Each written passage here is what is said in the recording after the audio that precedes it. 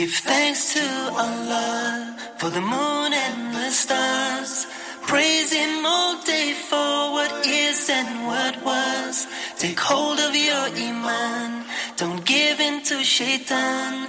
Oh, you who believe, please give thanks to Allah. Allahu Ghafoor, Allahu Rahim, Allahu Yuhibbul Muhsinin. هو خالقنا ورازقنا وهو على كل شيء قدير. Allah is Ghafoor, Allah is Rahim, Allah is the one who loves the Muhsinin. He is our creator, He is our sustainer, and He is the one who has power over all. Give thanks to Allah for the moon and the stars. Praise Him all day for what is and what was. Take hold of your iman, don't give in to shaitan. Oh, you who believe, please give thanks to Allah. Allahu Ghafoor, Allahu Rahim. Bismillahirrahmanirrahim. Assalamualaikum warahmatullahi wabarakatuh. Sebelum kami memulai acara tafsir Quran bersama Ustaz Husain Alatas, perlu kami umumkan bahwa nanti hari Sabtu tanggal 25 September pukul 9 pagi di Radio Rasil atau di Radio Silaturahim akan diadakan acara halal bihalal. Kami mengundang ikhwan dan akhwat pendengar Radio Silaturahim untuk bisa hadir, untuk saling kenal, saling bersilaturahim, bertemu dengan para ustadz yang suka memberikan tausiahnya di radio, juga kepada pendengar-pendengar lain. Silakan kalau Anda ingin hadir, kami tunggu hari Sabtu tanggal 25 September pukul 9 pagi bertempat di Radio Rasil, Jalan Masjid Silaturahim, nomor 36 Kalimanggis, Cibubur, Bekasi.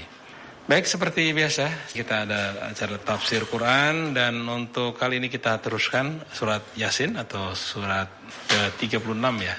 Mulai dari ayat 33. Assalamualaikum Ustaz. Waalaikumsalam warahmatullahi wabarakatuh. A'udzu billahi minasy syaithanir rajim. Bismillahirrahmanirrahim.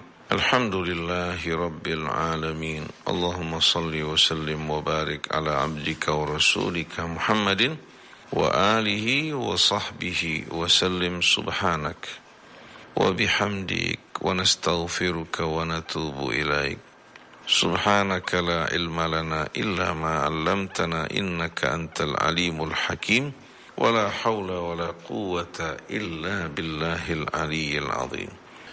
Allahumma inna na'udzu bika an nadhilla aw nudhal aw nazilla aw nuzal aw nadhlima aw nudhlama aw najhala aw yujhala alaina. Rabbana atina fid dunya hasanah wa fil akhirati hasanah wa qina adzabannar. Rabbana zidna ilman wa alhiqna bis salihin waj'al lana lisana sidqin fil akhirin waj'alna min warathati jannatin na'im wa la tukhzina yawmaddin yawma la yanfa'u malun wa la banun illa man atallaha biqalbin salim. Amma ba'du. Para pendengar Radio Silaturahim yang diberkahi Allah, Assalamullahi alaikum warahmatullahi wabarakatuh. Alhamdulillah kembali kita berjumpa pada hari ini melalui gelombang 720 AM Radio Silaturahim. Semoga Allah Subhanahu wa Ta'ala menjadikan radio kita radio yang benar-benar memancarkan cahaya ilahi, menaburkan rahmat bagi umat manusia, merapatkan dan menyatukan hati kaum muslimin, menjauhkan kita semua dari perselisihan, pertengkaran dalam agama yang tidak mendatangkan manfaat sedikit pun bagi kita. Para pendengar Radio Silaturahim, sebagaimana biasa sebelum kita melanjutkan renungan kita pada ayat 33 dari surah Yasin, marilah bersama-sama kita awali dengan membaca Ummul Quran. أعوذ بالله من الشيطان الرجيم بسم الله الرحمن الرحيم الحمد لله رب العالمين الرحمن الرحيم مالك يوم الدين إياك نعبد وإياك نستعين اهدنا الصراط المستقيم صراط الذين أنعمت عليهم غير المغضوب عليهم ولا الضالين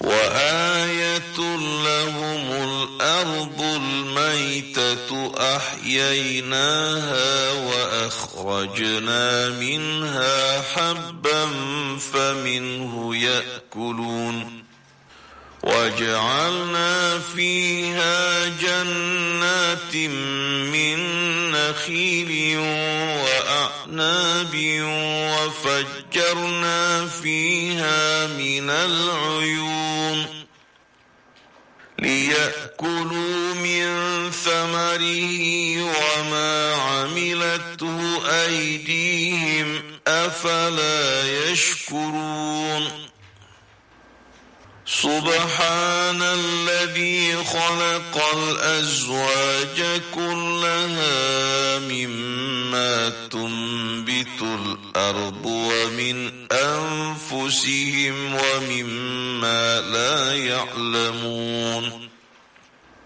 وآية لهم الليل نسلخ منه النهار فإذا هم مظلمون والشمس تجري لمستقر لها ذلك تقدير العزيز العليم والقمر قدرناه منازل حتى عاد كالأرجون القديم لا الشمس ينبغي لها أن تدرك القمر ولا الليل سابق النهار وكل في فلك يسبحون وآية لهم أنا حملنا ذريتهم في الفلك المشحون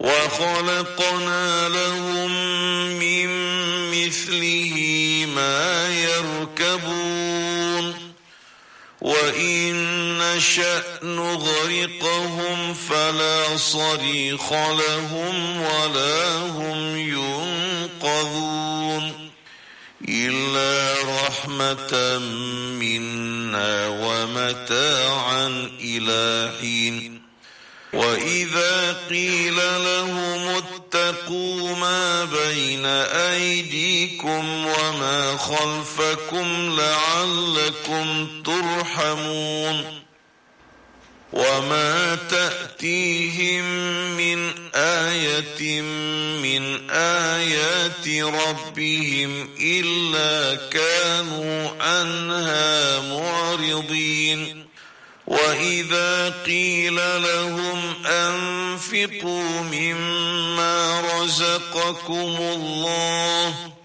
قال الذين كفروا للذين آمنوا أنطعم من لو يشاء الله أطعمه إن أنتم إلا في ضلال مبين ويقولون متى هذا الوعد إن كنتم صادقين ما ينظرون إلا صيحة واحدة تأخذهم وهم يخصمون فلا يستطيعون توصية ولا إلى أهلهم يرجعون صدق الله العظيم صدق الله العظيم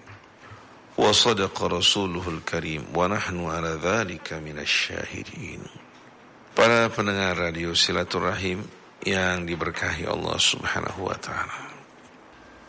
Allah Subhanahu wa ta'ala yang maha kuasa, yang maha perkasa, di mana kursi kebesaran dan keagungannya meliputi langit dan bumi. Keputusannya berlaku atas segala sesuatu. Kehendaknya tak ada satupun yang kuasa untuk meralat atau menolaknya. Biyadihi malakutu kulli syai'in idza arada syai'an an yaqula lahu kun wa fayakun. Walaupun dia maha kuasa, kehendaknya berlaku atas segala sesuatu. Demikian pula keputusannya, tapi tidak pernah dia berbuat sewenang-wenang terhadap hambanya. Tidak pernah dia memaksakan kehendaknya tanpa dasar kebenaran. Wa ma rabbuka bidhallamin lil abid. Sekali-kali Tuhanmu tidak pernah berbuat aniaya kepada hamba-hambanya. Di saat dia menegaskan sesuatu, selalu diiringi dengan bukti argumentasi. Dengan penuh kesabaran Allah menjelaskan, menerangkan kepada umat manusia, hingga kebenaran yang diterangkan betul-betul terbebas dari keraguan, dari kebimbangan. Nah, inilah yang dipaparkan Allah pada pelajaran kita untuk menerangkan kebenaran-kebenaran dan hakikat-hakikat yang pernah dibicarakan sebelumnya. Allah menegaskan kebenaran nabinya yang berada di atas jalan yang lurus. Al-Quran merupakan bukti-bukti kebenarannya. Lalu Allah menerangkan bahwa orang-orang yang berakal, yang mau berfikir, yang mau mendengar dan takut pada Allah yang maha pemurah, yang akan menerima hidayah ini. Dan Allah juga menerangkan bahwa dirinya akan menghidupkan orang-orang yang telah mati, mengumpulkan semua amal mereka dan apa yang pernah mereka tinggalkan dari jejak-jejak kehidupan mereka. Semua tercatat dalam sebuah kitab induk yang akan menjelaskan segala sesuatu mengenai apa yang pernah diperbuat manusia. Nah, pada ayat 33 ini Allah menerangkan pada kita, di samping bukti kekuasaannya, menerangkan juga keesaannya, juga menerangkan kekuasaan Allah untuk menghidupkan apa-apa yang telah mati dengan contoh-contoh yang begitu indah. Wa ayatul lahumul ardul maitah. Satu bukti tanda bagi mereka yang menerangkan dan membuktikan akan kekuasaan Allah untuk menghidupkan makhluk-makhluk yang telah mati.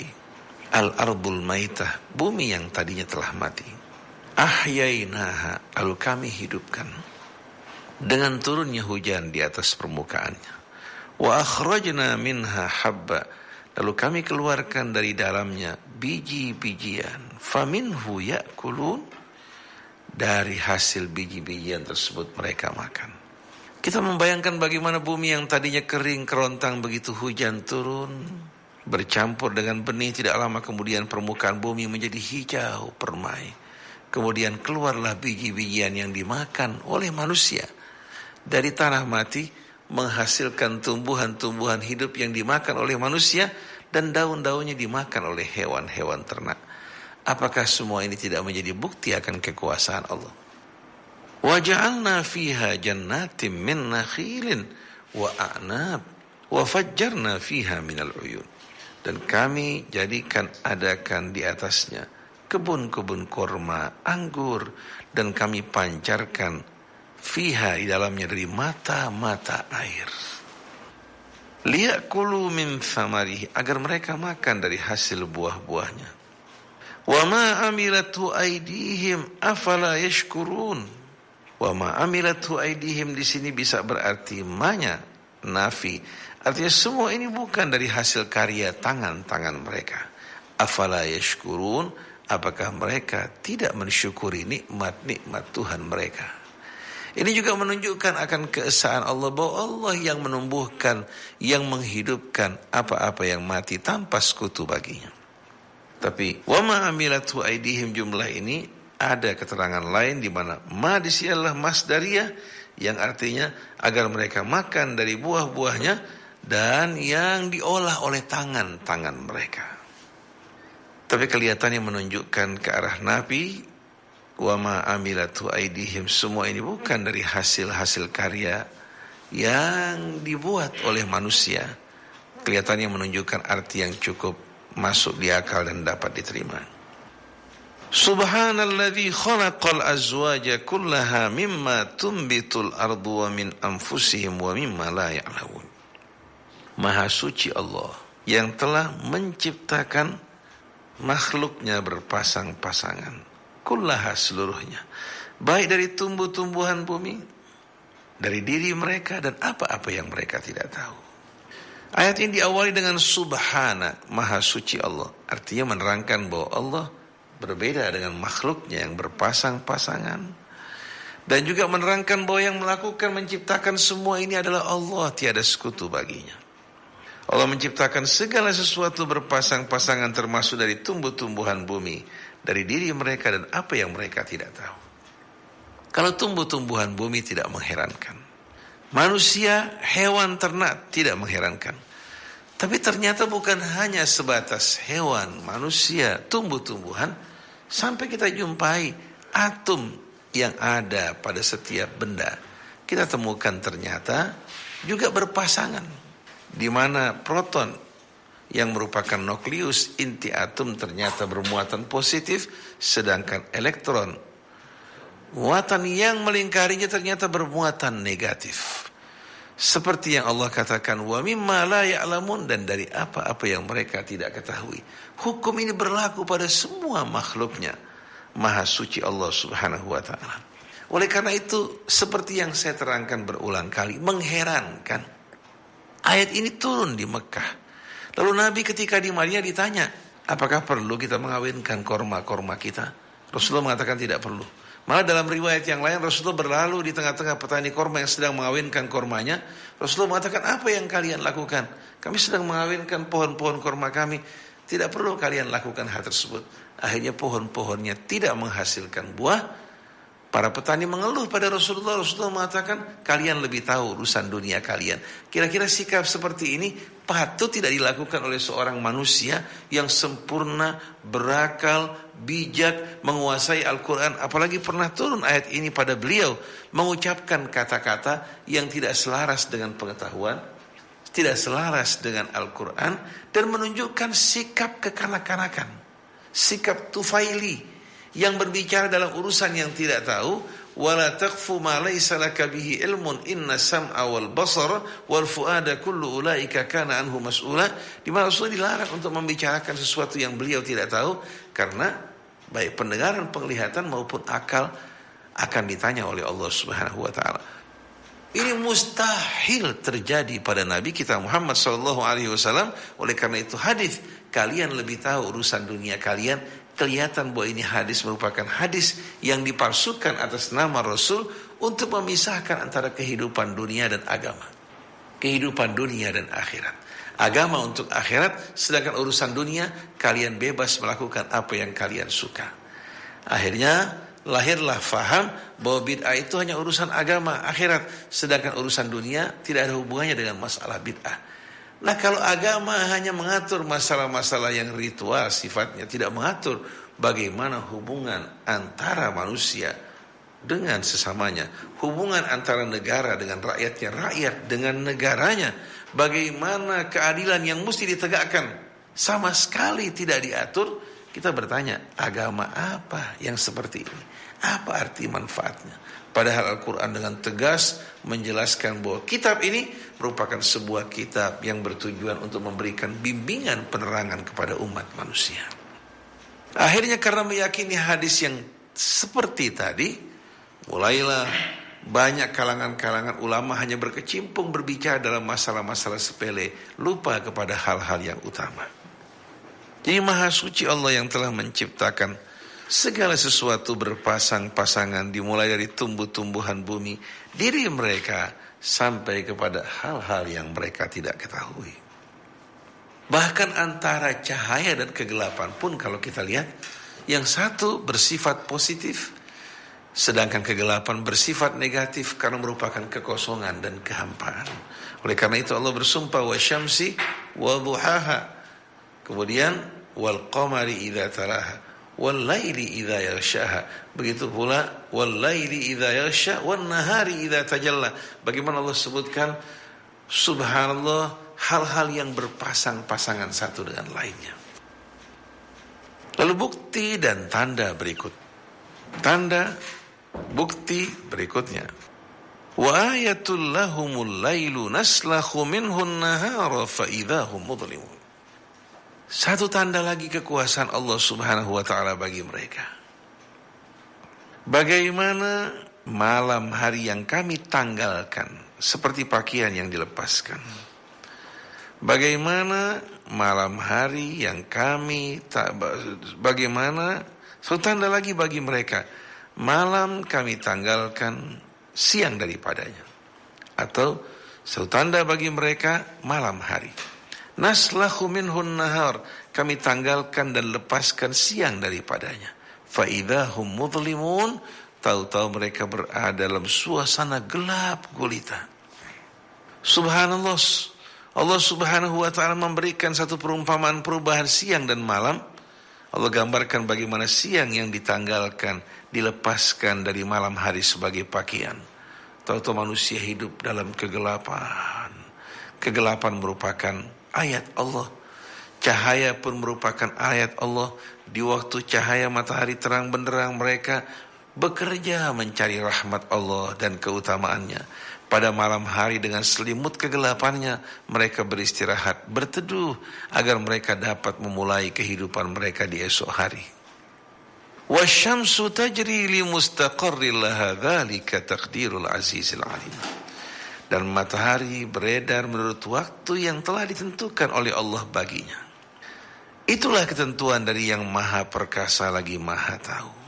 Kita telah menyaksikan dari mulai awal tadi tanda-tanda kebesaran Allah Subhanahu wa taala yang menjelaskan rahasia kematian dan kehidupan, atau lahirnya kehidupan dari kematian. Kita saksikan bagaimana tumbuh-tumbuhan yang tumbuh serta biji-bijian dan buah-buahan di atas tanah-tanah yang tadinya kering kerontang, menghasilkan berbagai macam nikmat dan kehidupan bagi makhluk hidup. Sedangkan pada ayat 36 Allah menjelaskan pada kita rahasia kelamin, perbedaan antara pria, wanita, jantan, betina, positif dan negatif. Ini merupakan rahasia besar yang menakjubkan, di mana hakikatnya manusia tidak memahami bagaimana kehendak yang menciptakan semua ini. Kemudian bagaimana perubahan malam dan siang yang silih berganti. Kedua-duanya memberikan arti manfaat yang amat besar bagi kehidupan. Lalu setelah itu Allah Subhanahu wa taala berbicara mengenai bintang-bintang di angkasa, planet-planet bersama tata suryanya yang begitu menakjubkan, yang luasnya benar-benar di luar bayangan dan perhitungan manusia. Setiap galaksi dengan bermiliar-biliar bintang yang terdapat di dalamnya, semuanya mengorbit pada orbit yang telah ditentukan oleh Allah Subhanahu wa taala. Di antaranya salah satu bintang tersebut yang ada pada galaksi Bima Sakti kita, matahari, yang beredar sesuai dengan waktu yang ditentukan baginya. Itulah merupakan satu ketentuan dari yang maha perkasa lagi maha mengetahui. Matahari merupakan satu bola api yang amat dahsyat. Bola api yang benar-benar menghasilkan panas yang luar biasa. Jarak yang begitu jauh dari bumi memberikan kehangatan dan manfaat. Kalau seandainya Allah perdekat jaraknya, niscaya akan terjadilah kebinasaan dan kehancuran. Semua diperhitungkan oleh yang maha perkasa, oleh yang maha tahu, baik jaraknya, baik bobotnya, baik panasnya, hingga memberikan manfaat bagi kehidupan manusia. Belum lagi Allah Subhanahu wa taala menyediakan filter-filter atmosfer untuk menyaring cahaya matahari yang diserap oleh bumi dan dapat diserap oleh manusia, yang memberikan manfaat-manfaat yang amat banyak bagi mereka. Tuhan yang Maha Esa, Tuhan yang Maha Perkasa, Tuhan yang kehendaknya berlaku atas segala sesuatu, tapi Dia Maha Bijaksana, pengasih, penyayang, penyabar terhadap hamba-hambanya. Di samping matahari, wal qamara qaddarnahu manazila hatta ada kal urjunil qadim, dan bulan yang kami telah tentukan baginya manzilah, kedudukan setiap malamnya, dari satu kedudukan pindah pada kedudukan yang lain. Saksikan bagaimana dari bulan tua kemudian bulan lenyap, tenggelam. Setelah itu kita saksikan bulan mulai lahir. Hari yang pertama, kedua, ketiga, keempat. Dari mulai sabit hingga memancarkan cahayanya pada saat purnama. Semua menunjukkan bagaimana kedudukan bulan yang berpindah-pindah posisinya, yang memantulkan cahaya matahari. Pada saat bulan berhadapan dengan matahari secara penuh. Kemudian bumi posisinya juga tidak terhalang untuk menerima cahaya tersebut. Maka dia berada dalam suasana purnama yang terang benderang. Kemudian bulan bergeser.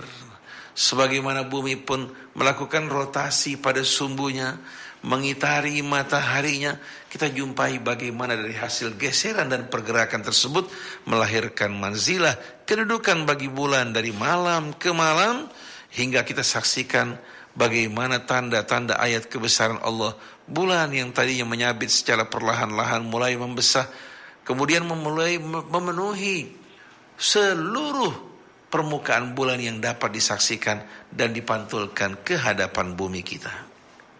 Lalu Allah gambarkan bagaimana bulan yang berpindah-pindah dengan izin Allah dari manzilah ke manzilah, hingga pada akhirnya dia berubah bentuknya menyabit kecil bagaikan pelepah korma yang kering tua dan menguning.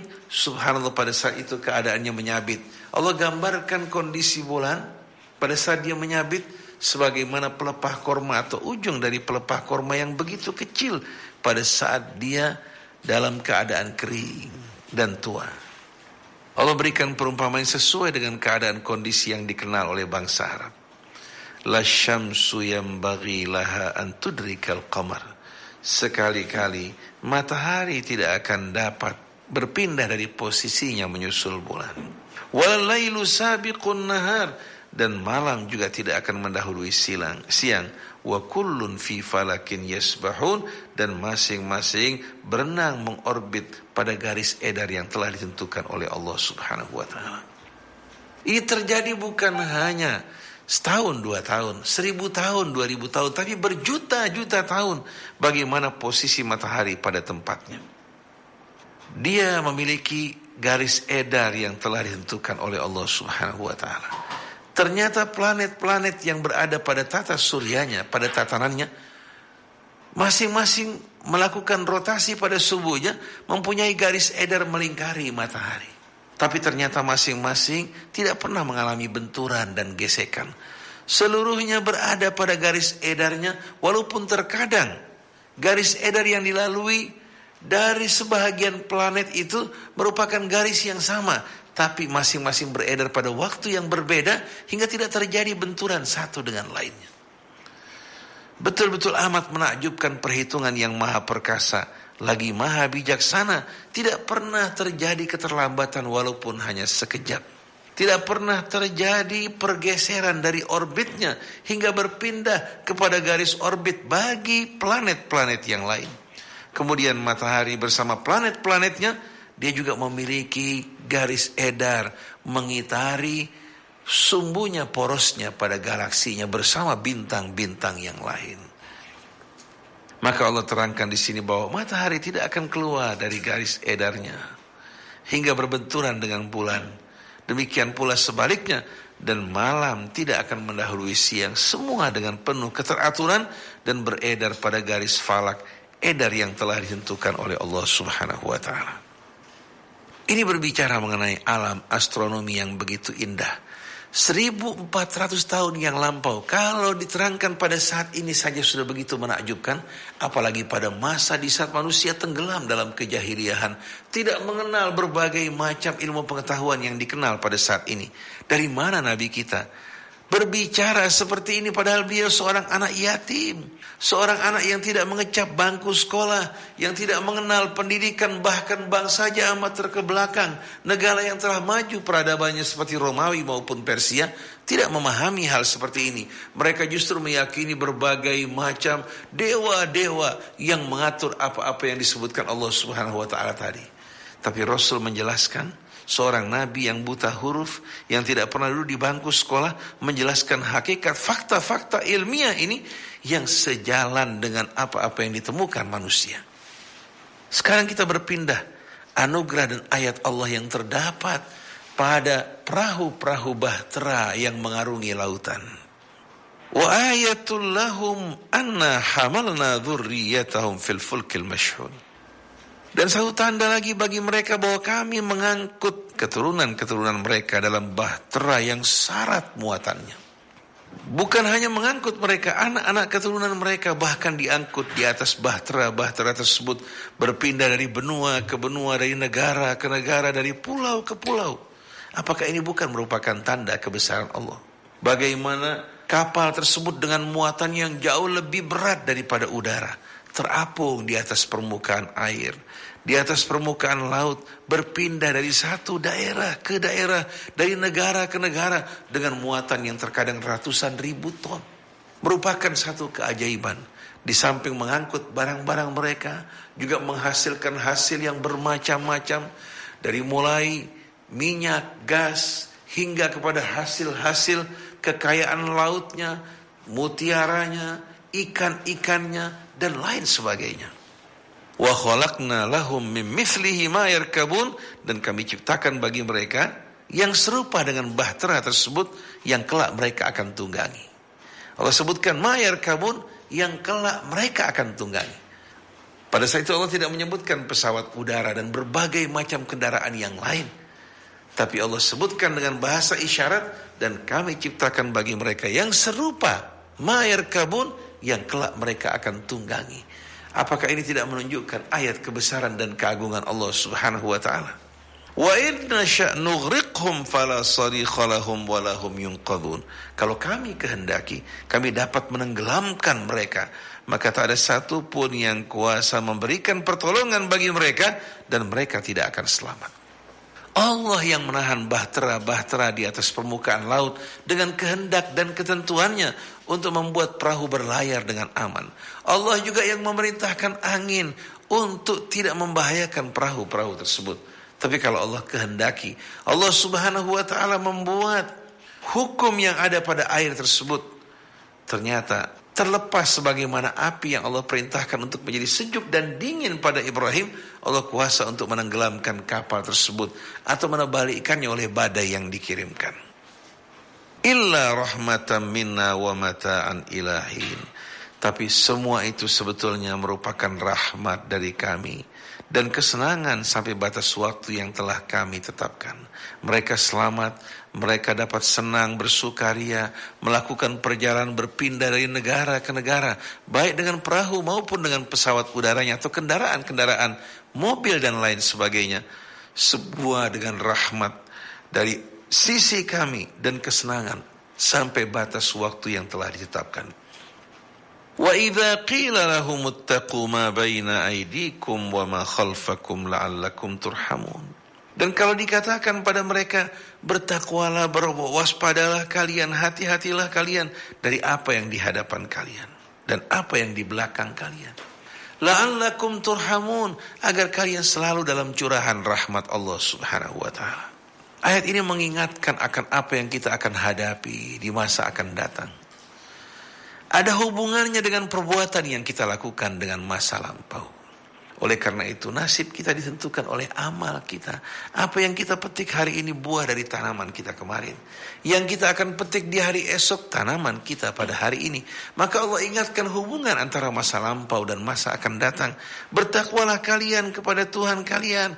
Waspadalah kalian dari apa yang akan datang di hadapan kalian.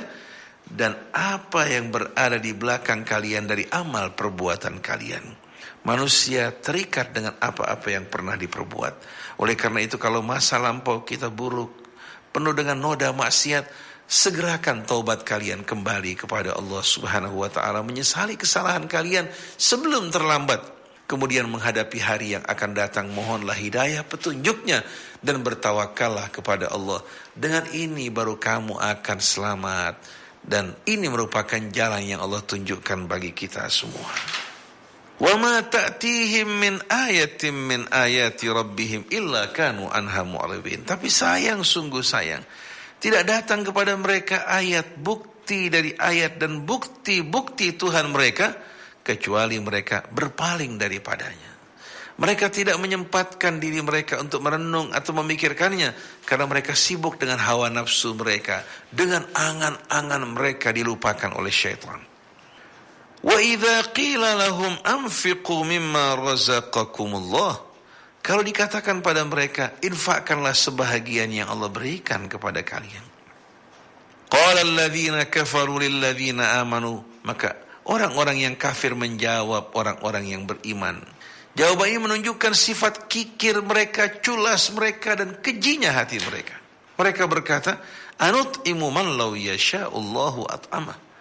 Masakah kami diharuskan memberikan makan orang-orang yang kalau Allah hendaki untuk diberikan makan, niscaya Allah sendiri yang akan berikan makan buat mereka. Lalu mereka beralasan dengan alasan ini, memang mereka sebetulnya Allah tidak kehendaki untuk diberikan makan. Kalau kami berikan makan mereka, berarti kami melanggar kehendak Allah. Orang-orang yang kikir beralasan dengan alasan seperti ini untuk tidak berinfak, padahal Allah yang memerintahkan kita berinfak, membantu sesama kita untuk mendekatkan hubungan hati kecintaan di antara kita, dan juga untuk memberikan kedudukan mulia kepada kita, orang-orang yang bersyukur pada Allah dengan memberikan sebahagian nikmat yang kita berikan, yang Allah berikan pada kita, akan menempatkan kita di tempat yang dimuliakan Allah Subhanahu wa taala. Allah bisa langsung memberikan mereka rezeki, tapi dengan cara seperti ini hilanglah kesempatan dan kehormatan yang Allah Subhanahu wa taala berikan pada kita untuk menjadi orang-orang yang bersyukur dan berbuat kebaikan. Lalu mereka menuduh orang yang beriman, in antum illa fi dhalalim mubin, sesungguh kalian benar-benar berada pada kesesatan yang nyata. Jadi mereka menuduh orang yang beriman yang mengajak mereka berinfak dianggap orang-orang yang sesat. Karena apa? Mereka dituduh sesat karena ingin memberikan makan pada orang yang tidak dikehendaki Allah Subhanahu wa taala untuk diberikan makan. La haula wala quwata illa billah. Wa yaquluna mata hadzal wa'du in kuntum shadiqin. Kemudian dengan meledek, memperolok-olok mereka berkata, bilakah janji Allah akan terjadi jika kamu berkata benar? Maksudnya, mana bukti janji akan datangnya azab Allah?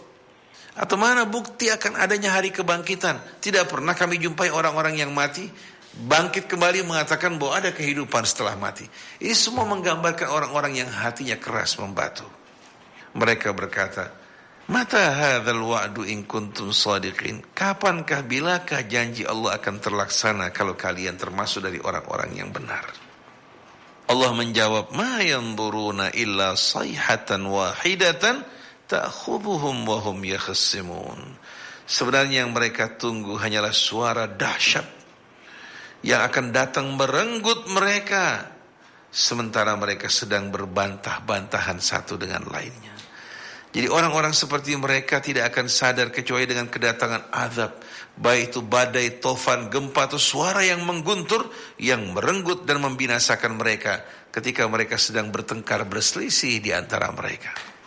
Fala yastati'una tawsiyatan wala ila ahlihim yarji'un, hingga mereka tidak sempat lagi memberikan wasiat kepada keluarga mereka, dan mereka tidak akan pernah kembali lagi di tengah-tengah mereka sambil menantikan saat kebangkitan untuk menghadapi berbagai macam pertanyaan dan pertanggungjawaban.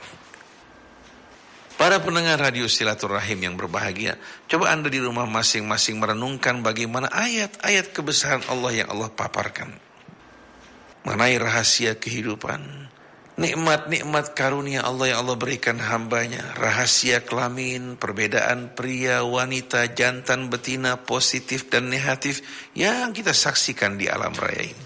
Bagaimana perubahan malam dan siang silih berganti yang memberikan manfaat bagi manusia. Bagaimana ayat-ayat Allah di alam astronomi, di cakrawala, dari galaksi-galaksinya hingga kepada bintang, kepada mataharinya, bulannya, dan manfaat yang didapatkan manusia dari berbagai macam nikmat karunia Allah yang terdapat di alam tersebut. Begitu pula bahtera yang mengangkut mereka dari satu benua ke benua, negara ke negara, membawa manfaat yang begitu banyak. Lalu pemeliharaan dan penjagaan Allah di saat mereka sedang berlayar di lautan atau terbang di angkasa dengan rahmat dan kasih-Nya. tapi ternyata manusia lupa kepada Allah. Ayat-ayat ini berlalu begitu saja tanpa mereka dapat mengambil pelajaran daripadanya. Mudah-mudahan kita termasuk orang-orang yang cinta kepada Allah, cinta kepada kitabnya, cinta kepada Rasulnya, cinta kepada orang-orang yang beriman, cinta pada kebenaran, keadilan, dan dijauhkan dari sikap congkak dan sombong yang hanya akan menjerumuskan manusia menuju jurang kebinasaan. Semoga hadirin dapat menikmati ayat-ayat tadi. Mudah-mudahan hati kita dilembutkan oleh Allah yang tadinya begitu keras membatu. Dengan turunnya ayat-ayat ini, Allah tumbuhkan berbagai macam karunia-karunia yang bermanfaat bagi kita dan orang-orang di sekitar kita. Subhanakallahumma wa bihamdik, asyhadu an la ilaha illa anta astaghfiruka wa atubu minkum. Wassalamualaikum warahmatullahi wabarakatuh. Waalaikumsalam warahmatullahi wabarakatuh. Demikian tadi tafsir ayat Al-Quran yang begitu indah dan agung, diambil dari surat Yasin atau surat 36, mulai dari ayat 33 sampai dengan ayat 50.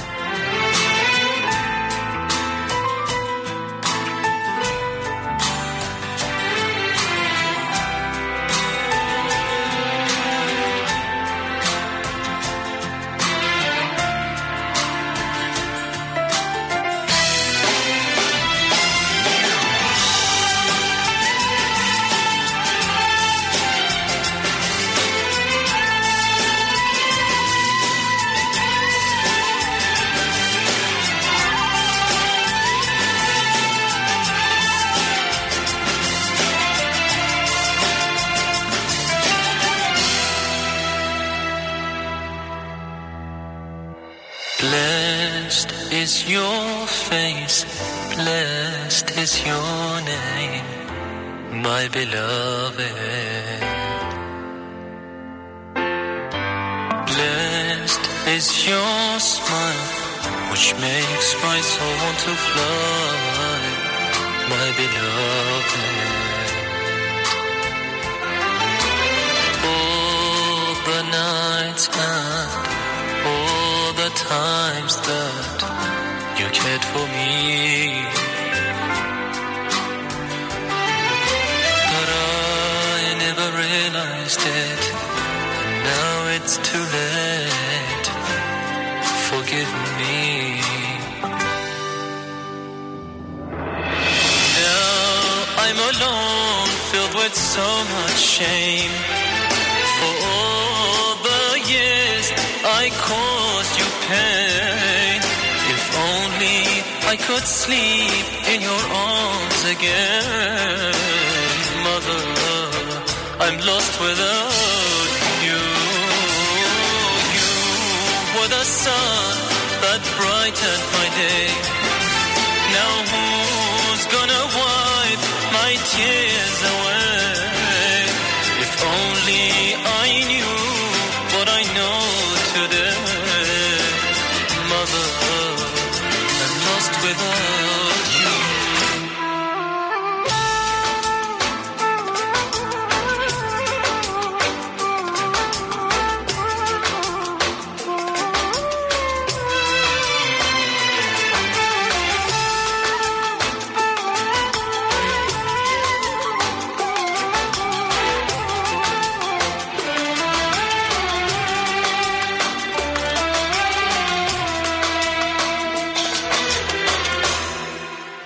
Ben derdimi kime söyleyeyim, sensiz anam. Senin kadrini hiç bilemedim ben, aziz anam. Resul buyurdu, cennet anaların ayakları altında. Senin hayalin kalbinde, ruhunda, rüyalarında. Sen gittiğinde canım gitti. Ayrılık bir yaman dertti. O dünya bana cefa ettin beni azizana. Ağlarım ben bulut gibi, dilimdesin şarkı gibi. Günahların derin derin, hakkını helal et ana. Radio Silaturahim yang dipancarkan dari Jalan Masjid Silaturahim 36 Kalimanggis Cibubur, di belakang Plaza Cibubur. Baik, sudah ada telepon dalam acara Tafsir Al-Quran bersama Ustadz Hussein Alatas. Tadi kita mengkaji surat Yasin, mulai dari ayat 33 sampai dengan ayat 50. Sudah ada telepon? Halo, Assalamualaikum. Ya, dengan Bapak siapa ini? Dari Ahmad Zaki. Ahmad Zaki di mana, Pak? Assalamualaikum warahmatullahi wabarakatuh. Silakan. Ya, Halim. Bagaimana kabar nih? Alhamdulillah. Sehat ya? Sehat. Ini hari Sabtu besok kita ada hal bihal bareng-bareng di sini. Iya, insyaallah niat mau Insyaallah. bareng-bareng nanti. Iya. Ah. Ini mau ini saat Ah. bicara soal mukjizat. Iya. Memang nggak ada habisnya ya. Aneh teringat ada syair yang mengatakan tuh ja'an nabiyyu nabil ayati famsuramat wa ji'tana bi kitabin khairi munsarimi. Ayat kullama qala al-mada judud ya sampai selesai. Nah, ini aneh tujukan buat pendengar-pendengar rahasia, Ustaz. Betul. Jadi untuk menambah tafsir ya tadi Mayar Kabun, nah mungkin para pendengar rahasia bisa membaca buku itu Ustaz, Al-Quran dan Kelautan karya Agus M. Jamil. Itu dibahas betul-betul masalah yang tadi antum tafsirkan tuh Mayar Kabun. Nah, ini cuma buat pendengar rahasia aja Ustaz ya. Namanya Agus M. Itu pengarangnya Agus M. Jamil. Agus M. Jamil dicetak di mana? Judulnya Al-Quran dan Kelautan. Al-Quran dan Kelautan. Terima kasih banyak. Bagus berkata. Jadi para pendengar Radio Silaturahim, dari Ustaz Ahmad Zaki kita umumkan ada sebuah buku yang dapat menjadi rujukan dan referensi Al-Quran dan Kelautan yang ditulis oleh Bapak Agus M. Jamil. Mudah-mudahan dapat menambah manfaat bagi kita, dan ini menunjukkan bagaimana keindahan keagungan Quran yang tidak pernah habis mukjizatnya, beda dengan nabi-nabi yang lain. Bahkan Nabi Isa pun menghidupkan yang telah mati, tapi kisah ini justru berakhir pada masanya. Tapi Al-Quran terus dalam keadaan hidup, bahkan dia yang menegaskan kebenaran dari mukjizat Isa Musa alaihimussalatu wassalam. Terima kasih banyak Saudara Ahmad Zaki. Insya Allah kita berjumpa pada hari Sabtu esok. Halo, Assalamualaikum. Waalaikumsalam warahmatullahi wabarakatuh. Waalaikumsalam. Bu Asmiati baik? Sehat, Alhamdulillah. Alhamdulillah. Saya begitu terharu Pak Ustadz, sampai mengeluarkan air mata mendengar tausiah Pak Ustadz ini. Alhamdulillah. Yang selalu saya baca Yasin karena saya cuma hafalnya itu ya. Tapi saya nggak mengerti maknanya dan terjemahannya begitu. Cuma dengar tausiah dari Pak Ustadz barusan. Begitu indah, begitu kagum. Kenapa mereka orang malah memperolok-olokkannya? Iya. Saya bermohon mudah-mudahan Allah mengampuni kebodohan saya, Pak Ustaz, memberi kelembutan untuk menerima apa yang diterangkan oleh Pak Ustaz supaya kami bisa menjalankan kewajiban. Amin, dengan insyaallah. Kebodohan pendidikan saya, Pak Ustaz. Saya selalu dengan silaturahim merasa sejuk, Pak Ustaz. Alhamdulillah. Mudah-mudahan semua yang bekerja, yang mendengar disatukan bersama Rasulullah SAW. Selama tidak ada majlis ta'lim bulan puasa ini, saya nggak kemana-mana dengan silaturahim selalu. Alhamdulillah. Karena merasa sejuk, merasa saya nggak bisa mengungkapkannya Pak Ustaz dengan katakan. Alhamdulillah. Saya selalu mohon doa Pak Ustaz, mudah-mudahan saya diberikan kemampuan untuk Insya Allah mudah-mudahan diberikan penerangan, mata yang hilang digantikan mata hati yang lebih tajam, dan di akhirat insya Allah digantikan dengan mata yang lebih sempurna lagi insya Allah. Menerima amal ibadah saya yang sederhana ini, Ustaz. Saya Amin. takut Allah tidak menerima amal. Sama-sama doakan juga untuk kita Bu Asmiati ya. Terima kasih Pak Ustaz. Sama-sama. Assalamualaikum warahmatullahi wabarakatuh. Waalaikumsalam warahmatullahi wabarakatuh. Ya, baik, kita lanjutkan nih. SMS kemarin masih banyak yang belum dibacakan nih. Gimana Pak Santa? Kita terima telepon dulu, oke. Halo, Assalamualaikum. Assalamualaikum warahmatullahi Dengan Bapak siapa ini? Halo. Halo ya, Assalamualaikum. Ya, kami sudah mendengar. Waalaikumsalam warahmatullahi wabarakatuh. Saya Sumardi. Iya Pak Sumardi. Teruskan Pak Saya Sumardi. di jalan ini. Silakan. Silakan Pak Sumardi. Iya. Begini Pak Ustadz, Iya.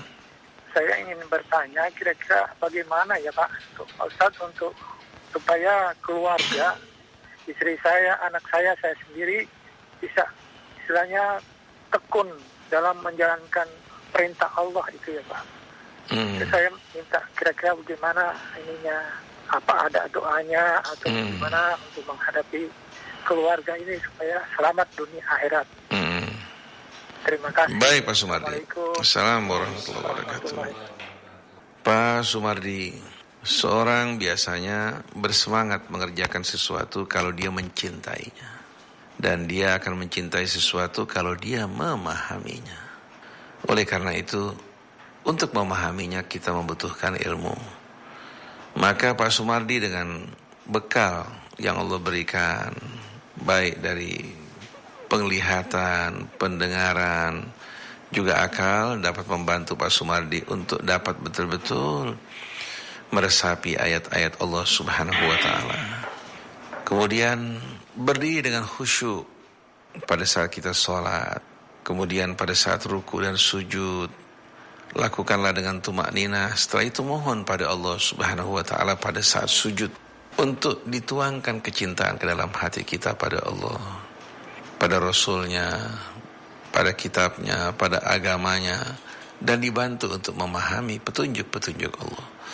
Oleh karena itu selesai sholat, Nabi mengajarkan kita doa, diantaranya Allahumma inni ala dzikrika wa syukrika wa husni ibadatik. Ya Allah, bantulah aku untuk berzikir, selalu mengingat kamu, mensyukuri nikmat-nikmatmu, dan beribadah kepadamu dengan sebaik-baiknya. Ini doa yang warid dari Rasul untuk umatnya. Ya Allah, bantulah aku untuk selalu mengingatmu, mensyukuri nikmat-nikmatmu, dan beribadah kepadamu dengan sebaik-baiknya. Jadi Pak Sumardi bisa mengulang doa ini, mohon pada Allah. Tapi yang paling penting pada saat kita masuk sholat, persiapkan dari pakaian, dari kondisi juga hati kita. Jauhkan dari segala kesibukan, kita berdiri dengan khusyuk di hadapan Allah. Ini akan membantu kita untuk meresapi nikmatnya dan rasa manisnya keimanan. Begitu pula keluarga kita di rumah. Dengan memulai pendekatan kita melalui sholat, mengkhusyukkan diri pada saat sholat, mempersiapkan dengan baik-baiknya, insya Allah akan membantu kita untuk mencintai Allah dan menerima ilmu-ilmu yang bermanfaat. Mudah-mudahan Allah berikan kita pemahaman yang benar tentang agamanya, kemudian membuat kita mengenal Allah, mencintainya, mengagungkan dan menghormatinya, mencintainya melebihi segala sesuatu di langit dan di bumi. Membantu kita setelah itu insya Allah untuk menjalankan ibadah dengan sebaik-baiknya, mensyukuri nikmatnya, dan selalu berzikir padanya. Kalau hati sudah terbuka dengan Allah, Pak Sumardi insya Allah dengan mudah akan mendapatkan butiran-butiran petunjuknya, rahmat dan kasihnya. Wallahu a'lam. Baik, saya akan bacakan SMS. Ini SMS kemarin, banyak sekali yang belum dibacakan dari hamba Allah. Assalamualaikum Ustaz. Begini, sampai sekarang saya susah sekali mendapatkan pasangan. Kalau lihat teman-teman pada nikah, rasanya iri. Kapan saya akan seperti mereka? Apakah itu termasuk syirik? Kalau boleh, doanya dan zikir apa biar saya cepat mendapatkan jodoh? Kalau saya iri, apakah itu termasuk syirik Pak Ustaz? Bismillahirrahmanirrahim. Saudari Zahra, memang kalau kita lihat Allah Subhanahu wa ta'ala yang telah menciptakan segala sesuatu berpasang-pasangan. Satu hal yang wajar kalau seorang wanita ingin mendapatkan pasangan hidupnya yang dicintai, mencintai dirinya. Seorang pria pun mendapatkan pasangan hidup yang dicintai dan juga mencintai dirinya. Bukan merupakan satu sikap iri kalau seseorang melihat teman wanitanya sudah bersuami sedangkan dia belum. Kecuali kalau dia menginginkan kehancuran bagi rumah tangga saudaranya. Itu baru merupakan sikap yang dibenci oleh Allah Subhanahu wa ta'ala. Oleh karena itu dalam bahasa Arab, bahasa yang tepat adalah hasad atau iri. Karena kalau syirik artinya mempersekutukan Allah. Jadi hasad, dengki, dan iri. Hasad diambil dari bahasa Arab ya. Itu lebih tepat untuk ungkapan seperti ini. Jadi ini bukan termasuk dengki atau iri atau hasad, tapi ini merupakan satu hal yang wajar dan saudari Zahra tidak perlu berputus asa. Mohonlah pada Allah Subhanahu wa taala pada saat sujud di malam hari, apalagi pada saat sepertiga malam yang terakhir, di mana Allah memerintahkan malaikat untuk turun pada setiap sepertiga malam terakhir untuk mengumumkan rahmat dari Allah. Dia akan mengabulkan doa hamba-hambanya, akan melindungi mereka dari apa yang mereka takuti. Maka saudari Zahra bangun di waktu malam, katakanlah pukul 2, pukul 3, kemudian sholat dengan khusyuk, kemudian mohon pada Allah pada setiap saat sujud agar diberikan pasangan yang soleh, yang membahagiakan saudari Zahra. Kemudian jangan lupa membaca Rabbi adkhilni mudkhala sidqin wa akhrijni mukhraja sidqin waj'alni min ladunka sultanan nasira. Wahai Tuhanku, masukkanlah aku dari tempat masuk yang benar, keluarkan aku juga dari tempat pengeluaran yang benar, dan kirimkan bagiku, jadikan bagiku ya Allah satu sultan, kekuatan, bantuan yang selalu menolong aku. Ini doa diajarkan langsung untuk Rasulnya pada saat bangun di waktu malam. Mohon dengan sungguh-sungguh, dan kalau saudari Zahra mendapatkan pasangan dari hasil permohonan, itu betul-betul akan menambahkan keyakinan dan keimanan kita kepadanya. Wallahu a'lam. Baik, ini dari Ibu Anis di Pondok Gede. Assalamualaikum Pak Ustadz. Bagaimana caranya supaya kita bisa qiyamul lail? Kadang saya ini kadang mengerjakan, kadang tidak, dan sering sekali kelewat terus waktunya. Saya mohon supaya Pak Ustadz membangkitkan semangat saya supaya lebih giat lagi dalam mengerjakan qiyamul lail. Dari Ibu Anis di Pondok Gede, ini SMS kemarin ini. Ya. Ibu Anis di Pondok Gede. Qiyamul Lail ini sebetulnya merupakan ibadahnya para pencinta Allah dan orang-orang yang berjuang di jalan Allah Subhanahu wa taala. Oleh karena itu Nabi diperintahkan untuk bangun di waktu malam. Dan Allah janjikan baginya satu kedudukan yang amat terpuji baginya. Bahkan pada malam itu juga diperintahkan untuk berdoa agar Allah Subhanahu wa taala selalu memelihara, menjaganya dalam setiap kebijakan yang diambil, selalu kebijakan-kebijakan yang benar dan lurus, semua langkah-langkahnya tepat. Demikian pula pada saat beliau keluar dari sesuatu. Bahkan dalam suratul Muzammil secara khusus Allah perintahkan nabinya untuk bangun di waktu malam, baik sepertiga, 2/3 atau separuh malam. Dan Allah terangkan bahwasanya di waktu malam ini apa yang dibaca lebih meresap, lebih mantap, lebih menyentuh kalbu, dan akan dapat menjadi bekal yang baik untuk menghadapi tantangan-tantangan berat dalam hidup ini. Dia membantu kita untuk memurahkan rezeki, menenteramkan hati, meluruskan hidup. Oleh karena itu, untuk bangun di waktu malam, sebelum tidur, hendaklah kita beristighfar pada Allah. Mohon ampun. Kemudian setelah itu kalau bisa sebelum tidur kita sholat 2 atau 4 rakaat. Mohon di waktu malam agar Allah Subhanahu wa ta'ala membangunkan kita. Kalau kita tutup malam kita dengan zikir, dengan sholat, dengan mudah kita bangun malam. Tapi kalau kita tutup malam kita dengan kelalaian, begitu bangun di waktu malam akan terasa berat, susah, dan mengantuk. Jadi sebelum tidur, tutup dengan zikir, dengan sholat, dengan berdoa. Insya Allah di malam harinya dengan mudah kita akan bangun dalam keadaan segar, khusyuk. Wallahu a'lam. Ya, selanjutnya dari Mbak Allah di Jatirangon, ini juga SMS kemarin. Assalamualaikum Pak Ustadz, bagaimana cara yang terbaik bagi wanita untuk bisa bersalaman dengan saudara laki-laki yang bukan mahram yang bukan mahram. Sementara wanita itu sendiri belum menutup aurat atau memakai jilbab. Bolehkah wanita tersebut menolak bersalaman langsung dengan saudara laki-laki tersebut? Mohon penjelasan. Bismillahirrahmanirrahim. Allah Subhanahu wa ta'ala di saat melarang sesuatu, demikian pula Rasulnya demi kebaikan kita semua. Di saat Allah Subhanahu wa ta'ala melarang pria dan wanita berkhalwah untuk menjaga kebersihan jiwanya, melarang pria dan wanita juga berjabat tangan juga untuk kebaikan dirinya, demi menjaga kebersihan hati. Jadi sebetulnya yang dituju justru menjaga kebersihan hati, kelurusannya. Karena gesekan di antara pria wanita yang bukan muhrim dikhawatirkan akan menimbulkan hal-hal yang tidak baik, sebagaimana api yang besar berasal dari percikan api yang kecil.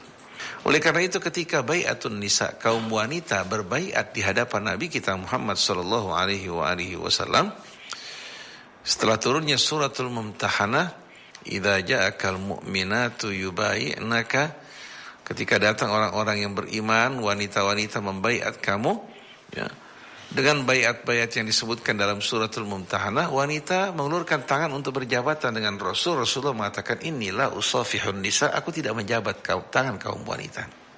Akhirnya Rasulullah memerintahkan orang untuk mengambil air.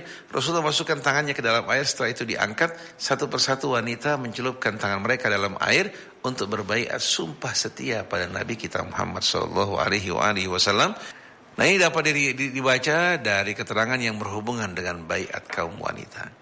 Jadi Rasulullah memberikan contoh yang sebaik-baiknya. Rasulullah orang yang berjiwa bersih, beriman kuat. Tapi dia memberikan contoh bagi kita semua bagaimana hubungan antara pria, wanita pada batas-batas yang diperkenankan dalam agama. Tapi kalau saat ini bukan hanya berjabat tangan, berpeluk cium, berangkulan di tengah-tengah pemuda-pemudi kita. Ini seperti yang digambarkan Sayyidina Umar. Akan rusak Islam dipreteli talinya satu persatu kalau muncul di tengah-tengah umat Islam pemuda-pemudi yang tidak mengenal jahiliyah. Mereka beranggapan jahiliyah bahagian dari Islam, berpelukan, berangkulan dan lain sebagainya. Ini amat menyedihkan, mudah-mudahan mereka mendapatkan hidayah dan petunjuk dari Allah Subhanahu wa taala. Adapun kalau dia masih belum berjilbab, bukan berarti kalau belum berjilbab yang lain pun semua menjadi halal. Sekarang dia belum berjilbab, dia meninggalkan berjabat tangan. Nah seterusnya mudah-mudahan dibantu untuk menutupi auratnya lebih baik, lebih sempurna hingga menjadi wanita muslimah seutuhnya. Tapi berjabat tangan dengan bukan muhrim, ini merupakan satu hal yang dilarang untuk menjaga kebersihan hidup kita. Wallahu a'lam. Ya, selanjutnya dari Bapak Suwito di Ciracas. Assalamualaikum Pak Ustaz. Mengenai ayat 34 surat Al-A'raf yang isinya, dan setiap umat mempunyai ajal batas waktu, apabila ajalnya tiba mereka tidak dapat meminta penundaan atau percepatan. Yang saya tanyakan, bagaimana hubungan dengan doa agar dipanjangkan umur atau silaturahim bisa dapat panjang umur? Mohon penjelasan dari Suito di Bismillahirrahmanirrahim. Ayat 34 tersebut bunyi, walikulli ummatin ajal fa idza jaa ajaluhum la yastakhiruna sa'atan wa la yastaqdimun. Bagi setiap umat telah ditentukan ajal, batas waktu bagi mereka. Apabila tiba saatnya, mereka tidak akan dapat mendahului, tidak dapat pula mengundurkannya. Kemudian dalam surat Nuh Allah berfirman, Inna arsalna Nuhan ila qaumihi an anzir qaumaka min qabli an ya'tiyahum adzabun alim. Kami telah mengutus Nuh kepada kaumnya, berikanlah peringatan kepada kaummu sebelum datangnya azab yang pedih menimpa mereka. Qala ya qaumi inni lakum nadhirum mubin. Maka Nuh berkata, wahai kaumku, aku pembawa peringatan yang nyata bagi kalian. Ani ibudullah, sembahlah Allah, jangan kalian persekutukan Allah dengan sesuatu. Ani ibudullaha wattaquh, bertakwalah kalian padanya. Wa ati'un, dan taatilah aku. Yaghfir lakum min dhunubikum, Allah akan mengampuni dosa-dosa kalian. Dengan bertauhid pada Allah, bertakwa, beribadah dan mentaati utusan Allah, Allah akan ampuni dosa-dosa kalian. Kemudian wa yuakhirkum ila ajalim musamma, dan Allah akan menangguhkan kalian sampai ajal musamma. Inna ajalallahi idza jaa la yuakharu law kuntum ta'lamun. Sesungguhnya ajal Allah kalau telah datang tidak akan dapat ditangguhkan kalau kalian tahu. Kita lihat di sini bahwa dalam surat Nuh, dari ucapan Nabi Nuh pada umatnya, kalau mereka bertauhid kemudian bertakwa dan taat pada Allah, Allah akan tangguhkan mereka sampai ajal musamma. Tapi kalau mereka durhaka, ingkar, belum tiba pada saat ajal tersebut, mereka dibinasakan oleh Allah Subhanahu wa taala. Oleh karena itu kita lihat kaum-kaum umat-umat yang dibinasakan oleh Allah Subhanahu wa taala karena keingkaran, kedurhakaan mereka memerangi para rasul. Juga dengan datangnya bencana-bencana alam seperti Aceh, Jogja dan lain sebagainya. Jadi kita lihat apa yang Allah tetapkan ini dengan sunnah dan aturan. Contohnya, seorang membeli kendaraan, lalu pihak dealer memberikan jaminan selama 1 tahun atau 2 tahun dengan ketentuan jumlah muatan tidak berlebihan. Tahu-tahu orang ini yang beli truk yang muatannya katakan 5 ton dengan 2 orang di depan, mereka isi dengan 10 ton. Akhirnya belum sampai beberapa bulan mobilnya rusak. Asnya patah, dia datang ke dealer, bagaimana belum setahun mobil udah rusak. Kira-kira dealer berhak mengganti apa tidak? Punya kewajiban untuk mengganti apa tidak? Tidak. Karena apa? Karena dia bebani kendaraannya dengan beban yang melampaui batas. Begitu pula manusia. Kalau seandainya dia tidak taat pada Allah, tidak mendekatkan diri pada Allah, dia jauh dari Allah Subhanahu wa ta'ala, lalu jiwanya mengalami gangguan, depresi, minum minuman keras, berbuat kejahatan, ini yang akan mempercepat kebinasaannya. Ini yang akan membuat sempit hidupnya. Ini yang akan membuat dirinya merana, langsa, sebagaimana firman Allah, wa may ya'shu an dzikrir rahman nuqayyid lahu syaitan fahuwa lahu qarin. Siapa yang berpaling dari Allah yang Maha Pengasih, kami akan buat syaitan melekat bersama dirinya, kemana dia pergi dia akan selalu menemaninya. Lalu dalam ayat yang lain, wa man a'rada an dzikri fa inna lahu ma'isyatan dhanka. Orang kalau berpaling dari aku akan membuat kehidupannya menjadi sempit. Berbeda antara orang yang bahagia hidupnya lapang tenteram dengan orang yang terus depresi menderita. Tubuhnya akan sakit, jantungnya akan mengalami gangguan, livernya, dan berbagai macam sistem syarafi juga akan mengalami gangguan karena depresi ketegangan yang melanda hidupnya. Oleh karena itu Allah terangkan, kalau kalian taat pada Allah, bertakwa padanya, tidak mempersekutukannya, Allah akan tangguhkan kalian sampai ajal musamma. Nah, ajal musamma ini yang tahu adalah Allah. Yang tahu ajal musamma yang telah ditentukan dalam kitabnya hanya Allah Subhanahu wa ta'ala yang tahu. Tapi kalau seandainya orang durhaka, ingkar memerangi Rasulnya, belum tiba pada saat ajal tersebut, Allah Subhanahu wa ta'ala binasakan dirinya atau cabut kesehatannya, membuat dirinya merana dan menderita. Maka atas dasar ini, silaturahim memperpanjang umur seseorang. Begitu pula sedekah, asir sedekah yang disembunyikan menjauhkan seseorang dari balak. Ini semua merupakan amal-amal yang mengantarkan manusia kepada kedamaian, kebahagiaan, dan membuat dia merasa hidupnya penuh keberkahan. Kita saksikan Maulana Yusuf yang berasal dari Goa. Bagaimana dari Goa dipindahkan dari daerah ke daerah, setiap daerah yang ditempati membuat orang berbondong-bondong masuk dalam Islam. Dipindahkan ke Sri Lanka, orang berbondong-bondong masuk ke dalam Islam. Dipindahkan ke South Africa dengan sebab dia di South Africa berkembang Islam dengan pesat, mempunyai hubungan dengan Indonesia. Hidupnya pendek, tapi Allah kasih keberkahannya luar biasa. Jadi bukan berarti hidup yang panjang waktunya, tapi isinya kosong. Yang dikatakan panjang umur, tapi yang panjang umur, hidup walaupun tidak terlalu panjang, tapi dia merasakan berkah, damai, manfaatnya luar biasa. Ada orang melalui satu hari, dia merasakan manfaatnya besar. Ada yang dia melalui satu hari, belum apa-apa, udah masuk maghrib lagi, tidak ada pekerjaan yang dilakukan sama sekali.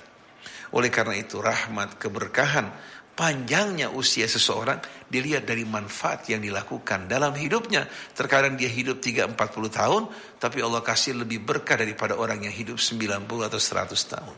Jadi betul-betul yang dilihat di sini adalah keberkahannya, rahmatnya, manfaatnya yang Allah Subhanahu wa ta'ala berikan.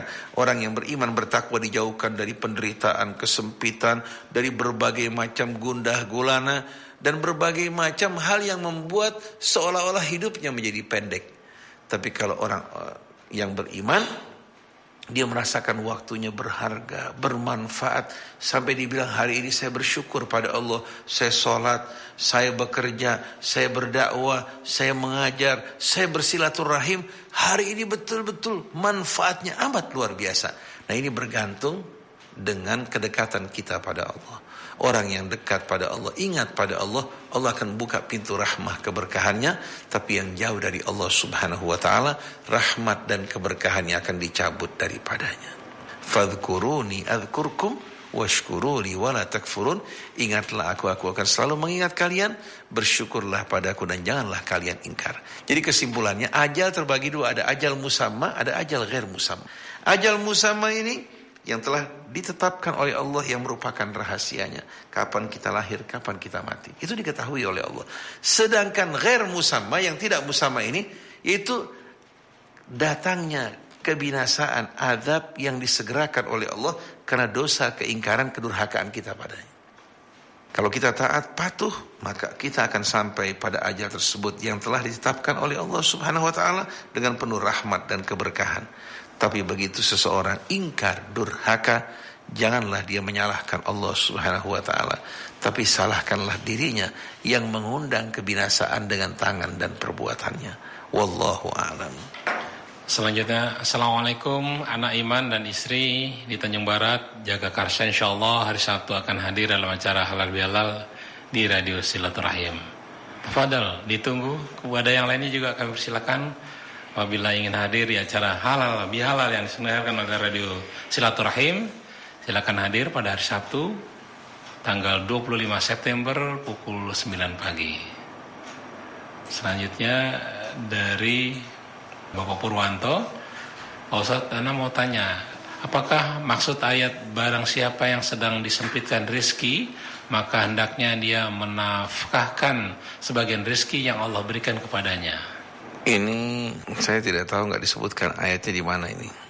Saya tidak tahu ayat mana yang dimaksudkan oleh Bapak Purwanto, tapi yang jelas Allah berjanji dalam Al-Quran, bagi orang yang menginfakkan hartanya di jalan Allah, diumpamakan bagikan orang yang menanam 1 butir menghasilkan 7 tangkai. Setiap tangkainya sama dengan 100 butir. Maka infak dibalas oleh Allah sebanyak 700 kali lipat. Ini merupakan janji Allah. Berbeda dengan amal yang lain 1:10, tapi kalau menginfakkan harta di jalan Allah, Allah lipat gandakan menjadi 700 kali lipat. Ditambah lagi, Saudara Purwanto, Allah Subhanahu wa taala akan bebaskan jiwanya dari ketakutan, kesedihan menghadapi hidup ini. Kemudian Allah janjikan lagi untuk meneguhkan keimanannya. Dan Allah janjikan lagi ganjaran yang Allah sediakan, rahasiakan di sisinya kelak di hari kemudian nanti. Ini terdapat dalam suratul Baqarah secara panjang lebar dijelaskan. Oleh karena itu dalam sebuah hadis Rasulullah SAW bersabda, diriwayatkan dari Amirul Mukminin Ali bin Abi Thalib alaihi salam, At-tauhid nisfuddin. Tauhid ini merupakan separuh agama, karena dia merupakan fondasi utamanya. Wastanzilur rizqa bis sadaqah, pancing turunnya rezeki dengan sedekah. Maka bersedekahlah agar kalian mendapatkan kemurahan rezeki dari Allah Subhanahu wa taala. Ihsan ya. Dari Ikhwan di ada telepon dulu. Halo, Assalamualaikum. Assalamualaikum. Dari Ibu siapa ini? Dari Bu Endang, Pak Pondok B. Silakan Bu Endang. Pak Ustadz, Assalamualaikum. Waalaikumsalam warahmatullahi wabarakatuh. Saya menanyakan nih Pak, kebetulan keluarga kami memahami pembacaan rawi atau salawat Nabi itu Pak ya. Iya. Cuma di daerah kami ini, tempat tinggal, banyak yang membid'atkan kalau di masjid ada rawi berjamaah, sholat berjamaah itu katanya bid'ah. Terus kalau ada acara sholat Nabi segala macam itu bid'ah. Gimana menurut Pak Ustadz?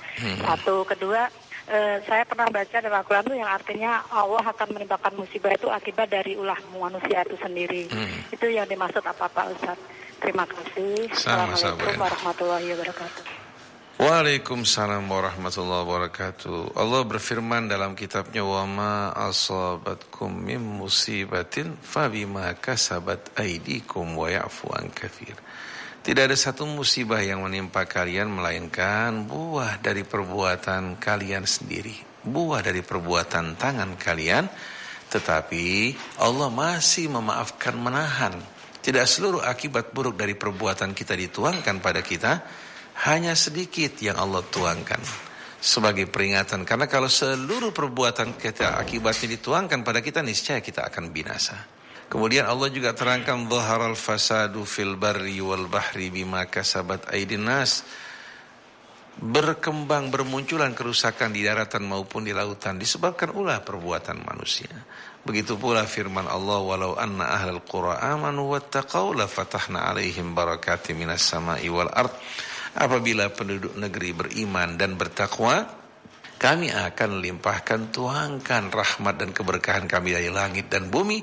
Walakin kadzabu, tapi karena mereka mendustakan Allah, fa akhadnahum bima kanu yaksibun, kami hukum mereka dengan perbuatan yang mereka lakukan.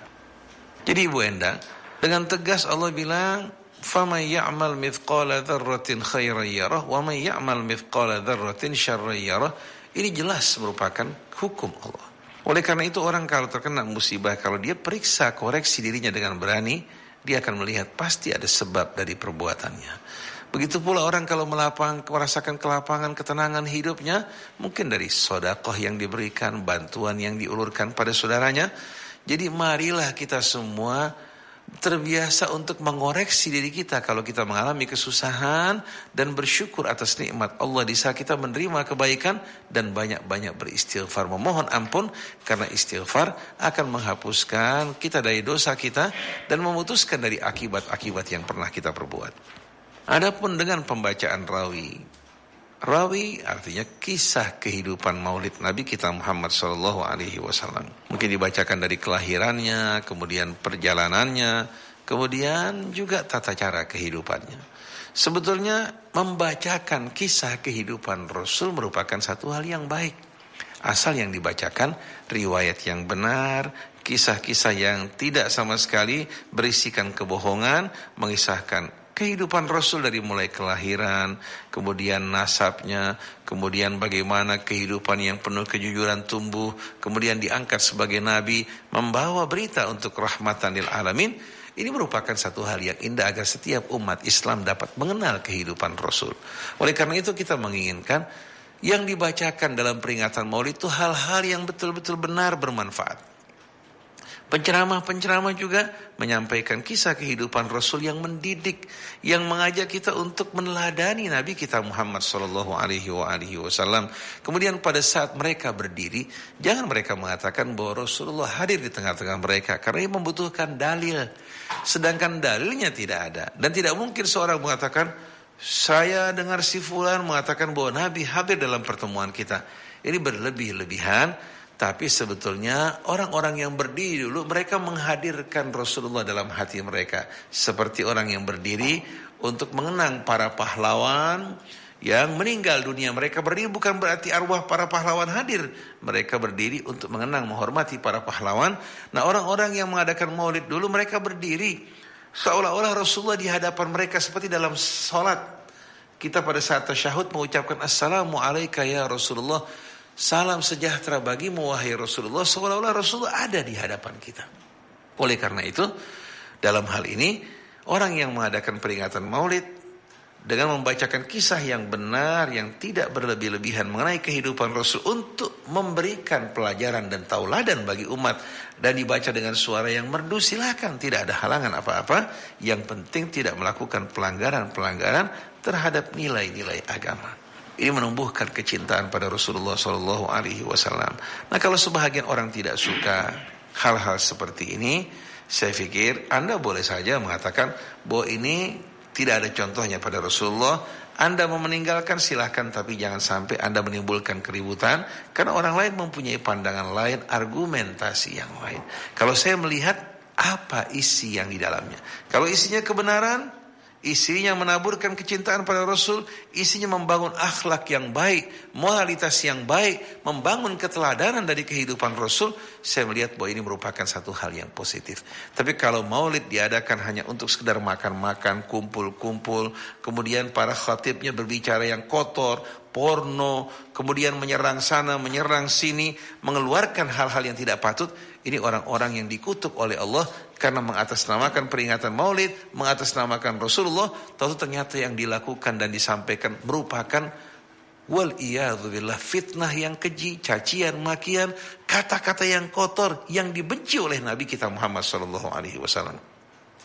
Kita merinding di saat menyaksikan ada ustadz-ustadz, kiai-kiai bahkan yang bergelar berbicara kotor di atas mimbar-mimbar tanpa malu-malu. Ini merupakan tanda-tanda kiamat yang betul-betul menggambarkan sistem nilai telah mengalami jungkir balik wal-iyadzubillah. Ya, selanjutnya dari Ikhwan di Purbalenyi, Subang. Bagaimana dengan konsekuensi atas wanita pekerja mengingat lapangan kerja saat ini sulit, terutama jika pria berpendidikan kurang? Bismillahirrahmanirrahim. Berkaitan dengan soal rizki, sebetulnya rizki tidak ditentukan oleh pendidikan tinggi atau pendidikan rendah. Kita banyak jumpai orang-orang yang pendidikannya tinggi jadi bawahan, sedangkan orang yang tidak mampu membaca, menulis, bahkan tidak pernah sama sekali mengecap pendidikan, justru menjadi atasan. Contoh jangan jauh-jauh, tanya Om Lim Swee Leong apakah tamat dari perguruan tinggi. Bahkan kisah hidupnya pada masa mudanya pedagang-pedagang biasa, tapi di bawahnya orang-orang yang bekerja justru orang-orang yang berpendidikan tinggi. Allahu yabsutur rizqa liman yasha wa yaqdir. Allah yang membentangkan rezeki bagi siapa yang dikehendaki dan Dia yang menentukan dan menyempitkan. Oleh karena itu rezeki semua ditentukan oleh Allah, kita berusaha dan berjuang. Ada yang usahanya pagi, sore, siang, malam dapatnya sedikit kayak supir taksi. Dari mulai pagi ke pagi nyupir taksi yang didapatnya sedikit. Ada orang yang bekerjanya tidak berat, rezekinya mengalir dengan deras. Nah, yang diberikan kelebihan, bersyukurlah, jangan menyombongkan diri. Yang dicoba dengan kesempitan, bersabarlah, mohon pada Allah karunia-Nya. Nah, berkaitan dengan istri keluar dari rumah bekerja untuk mencari tambahan nafkah. Kalau lapangan pekerjaan dia lapangan pekerjaan yang akan membuat kehormatannya terganggu, kebahagiaan rumah tangganya juga akan tersentuh, dia tidak mampu menjaga dirinya dan kehormatannya, maka tinggalkanlah pekerjaan tersebut, mohon pada Allah rahmat kemurahannya, dan minta pada Allah pekerjaan yang lebih baik dan lebih sopan. Tapi kalau wanita keluar dari rumah, dia bekerja dengan baik-baik tanpa mengabaikan kewajibannya pada suami, pada anaknya, kehormatannya terjaga, terpelihara, tidak ada halangan bagi perempuan untuk bekerja seperti ini. Oleh karena itu, kita berharap lapangan-lapangan pekerjaan dibuka untuk kaum wanita yang betul-betul menjaga kehormatan, harga diri mereka, nama baik mereka dan keluarga mereka, dengan gaji juga yang dapat membantu mereka untuk memberikan dukungan bagi suami-suami mereka. Oleh karena itu di sebahagian negara kita jumpai ada lapangan-lapangan pekerjaan yang dikhususkan untuk kaum wanita. Karena dharma wanita tidak kalah pentingnya dengan dharma kaum pria.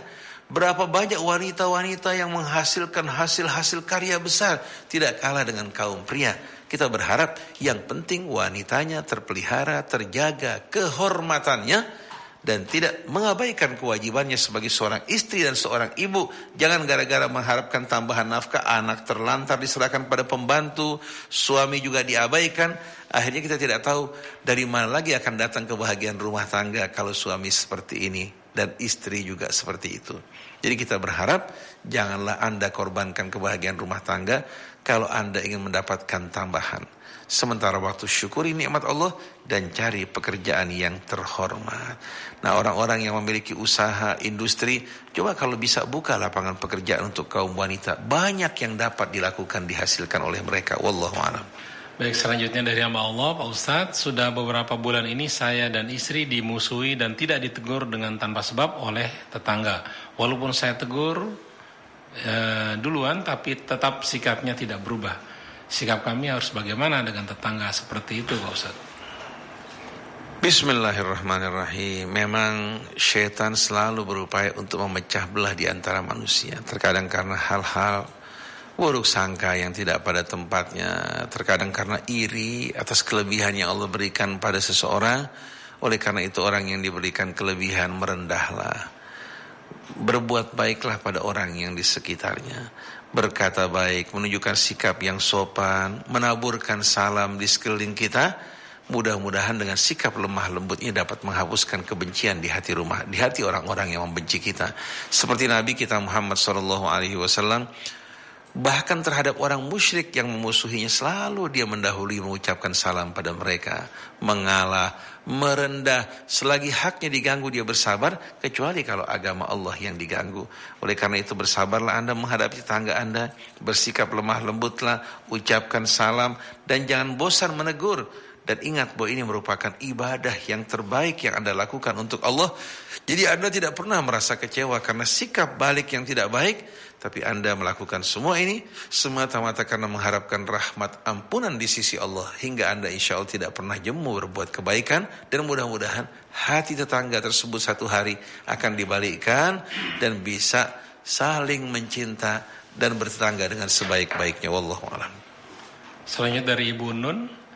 Assalamualaikum Pak Ustadz, saya berniat dalam hati untuk dapat membantu saudara saya dan membahagiakan orang tua saya agar dapat mendapat kehidupan yang lebih layak. Untuk itu saya bersemangat dalam menghadapi hidup ini. Apakah itu termasuk angan-angan Pak Ustadz karena kondisi saya kurang sehat? Bismillahirrahmanirrahim. Dalam bahasa Arab kata angan-angan itu mempergunakan laita. Angan-angan merupakan satu hal yang tidak baik. Karena biasanya kalau angan-angan itu mendambakan sesuatu yang tidak dapat dicapai. Seperti celepuk yang merindukan bulan. Atau seperti pepatah mengatakan maksud hati tangan tak sampai, bagaikan seseorang yang memeluk gunung. Itu namanya angan-angan. Orang-orang yang berangan-angan ingin hidup panjang di dunia, tapi usianya pendek.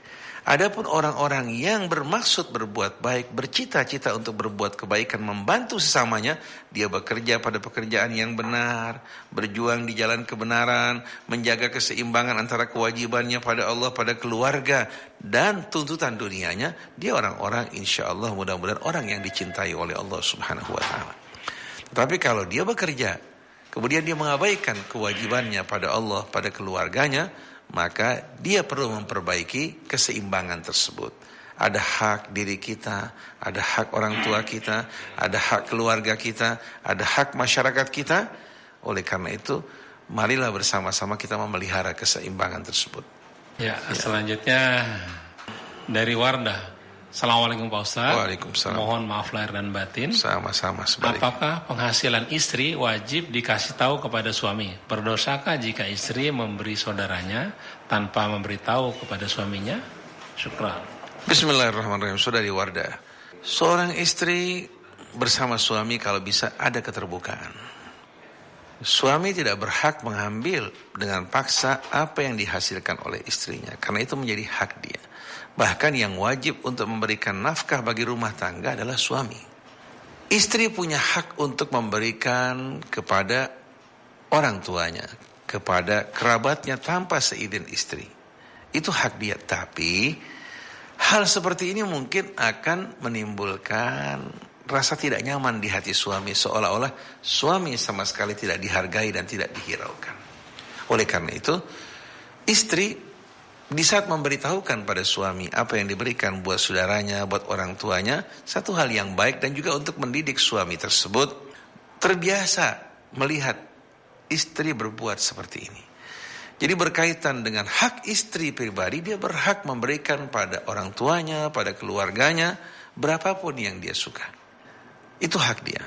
Tanpa izin suami pun hak dia. Tapi untuk kebahagiaan rumah tangganya perlu ada keterbukaan. Ada betul-betul satu sama lain saling menghargai untuk mempererat hubungan rumah tangga di antara mereka. Jadi hanya merupakan bahagian dari adab untuk mempererat dan memperkental kecintaan di antara suami dan istri. Suami juga punya keterbukaan pada istrinya pada hal-hal yang memang patut terbuka, kecuali yang menyangkut rahasia orang lain yang tidak boleh diceritakan. Hal seperti ini akan membuat kecintaan tumbuh di antara suami istri, di antara anak dan keluarga. Tidak sembunyi-sembunyikan. Jangan seperti zaman sekarang. Orang juga istri punya handphone, menyembunyikan rahasia di handphonenya. Suami punya handphone, menyembunyikan rahasianya. Si laki-laki punya teman kayak kencan, perempuan juga punya teman kencan. Ini seperti yang terjadi pada saat ini, membuat rumah tangga hanya merupakan formalitas, tapi sudah kosong dari kecintaan. Wal'iyadzubillah. Oleh karena itu marilah kita buang semua hal-hal yang tidak baik, tumbuhkan hal-hal yang baik dalam sanubari kita, kecintaan kepada sesama kita dalam hal yang benar, dan betul-betul hubungan suami istri ini yang akan menentukan kebahagiaan kita, yang akan menentukan ketentraman hidup kita, juga kesuciannya. Maka istri harus menjaga dengan sebaik-baiknya, suami pun menjaga dengan sebaik-baiknya. Mudah-mudahan Allah berikan keberkahan buat rumah tangga saudari Wardah bersama suami. Farhan Cibubur. Dari Farhan di Cibubur. Tadi pagi saya dengar penceramah di televisi, hukum wasiat wajib dilaksanakan dan dosa ditinggalkan kalau seseorang berwasiat untuk menguburkan jenazah di tempat almarhum diwasiatkan. Hamba. Mohon penjelasan. Kalau seorang ayah katakan wasiat pada anaknya minta dikuburkan, katakan di satu kuburan. Kemudian waktu dia meninggal dunia, si anak melaksanakan wasiat tersebut, hukumnya merupakan satu keharusan. Kecuali kalau umpamanya ada halangan yang menghalangi anak tersebut untuk dapat melaksanakan wasiat dari orang tuanya. Atau wasiat yang diberikan orang tua merupakan wasiat yang salah dan tidak benar. Wasiat yang salah, yang tidak benar, yang keluar dari ketentuan syariat, maka anak tidak diharuskan untuk memenuhi wasiat tersebut. Karena wasiat yang wajib dijalankan, wasiat yang tidak keluar dari koridor syariat dan kebenaran.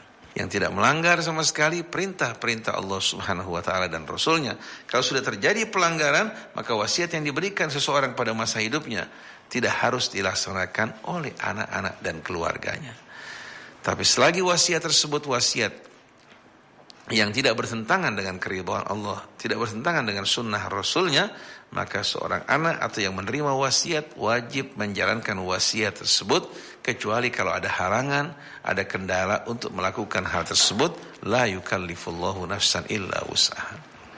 Ya, dari Jani di Ciracas, Pak Ustadz, rangkaian kehidupan manusia dalam kitab Lauhul Mahfuz, tidak satu pun yang dapat berubah peristiwanya. Semua gerakan sekecil apapun atas kehendaknya.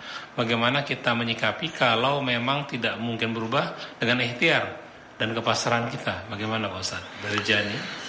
Bismillahirrahmanirrahim. Saudara Jani, yang Anda sampaikan ini ya, perlu Anda mengoreksinya.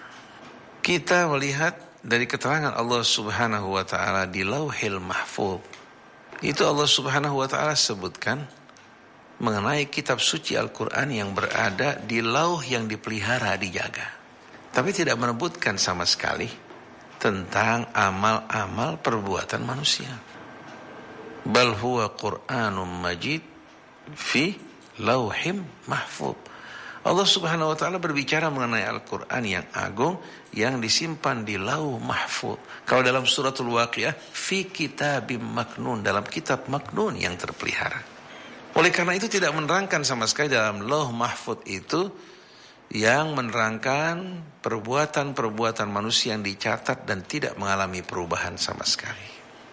Dan hadis yang berbicara mengenai hal ini, seperti mungkin yang pernah Anda baca, yang diriwayatkan dari Ibnu Mas'ud radhiyallahu anhu, bahwa manusia dalam proses perjalanan ciptaannya 40 hari dalam bentuk nutfah, 40 hari dalam bentuk alaqah, kemudian 40 hari dalam bentuk mudghah. Setelah itu kemudian ditiupkan ruhnya. Kemudian dicatat apakah dia orang yang berbahagia, apa celaka, apakah dia orangnya rezekinya juga dicatat untuk dirinya. Kemudian setelah itu disebutkan bahwa seseorang beramal dengan amalnya ahli syurga. Jaraknya sudah dekat dari syurga, tinggal satu hasta. Tahu-tahu dia didahului oleh kitab Allah. Tahu-tahu dia berbelok menuju kepada perbuatan ahli neraka, kemudian dia masuk ke dalamnya. Ada satu orang yang dari awal beramal dengan amalnya ahli nar, penghuni api neraka. Jaraknya dari neraka tinggal satu hasta. Tahu-tahu didahului oleh kitab Allah, kemudian dibelokkan menuju ke syurga hingga masuk ke dalam syurga.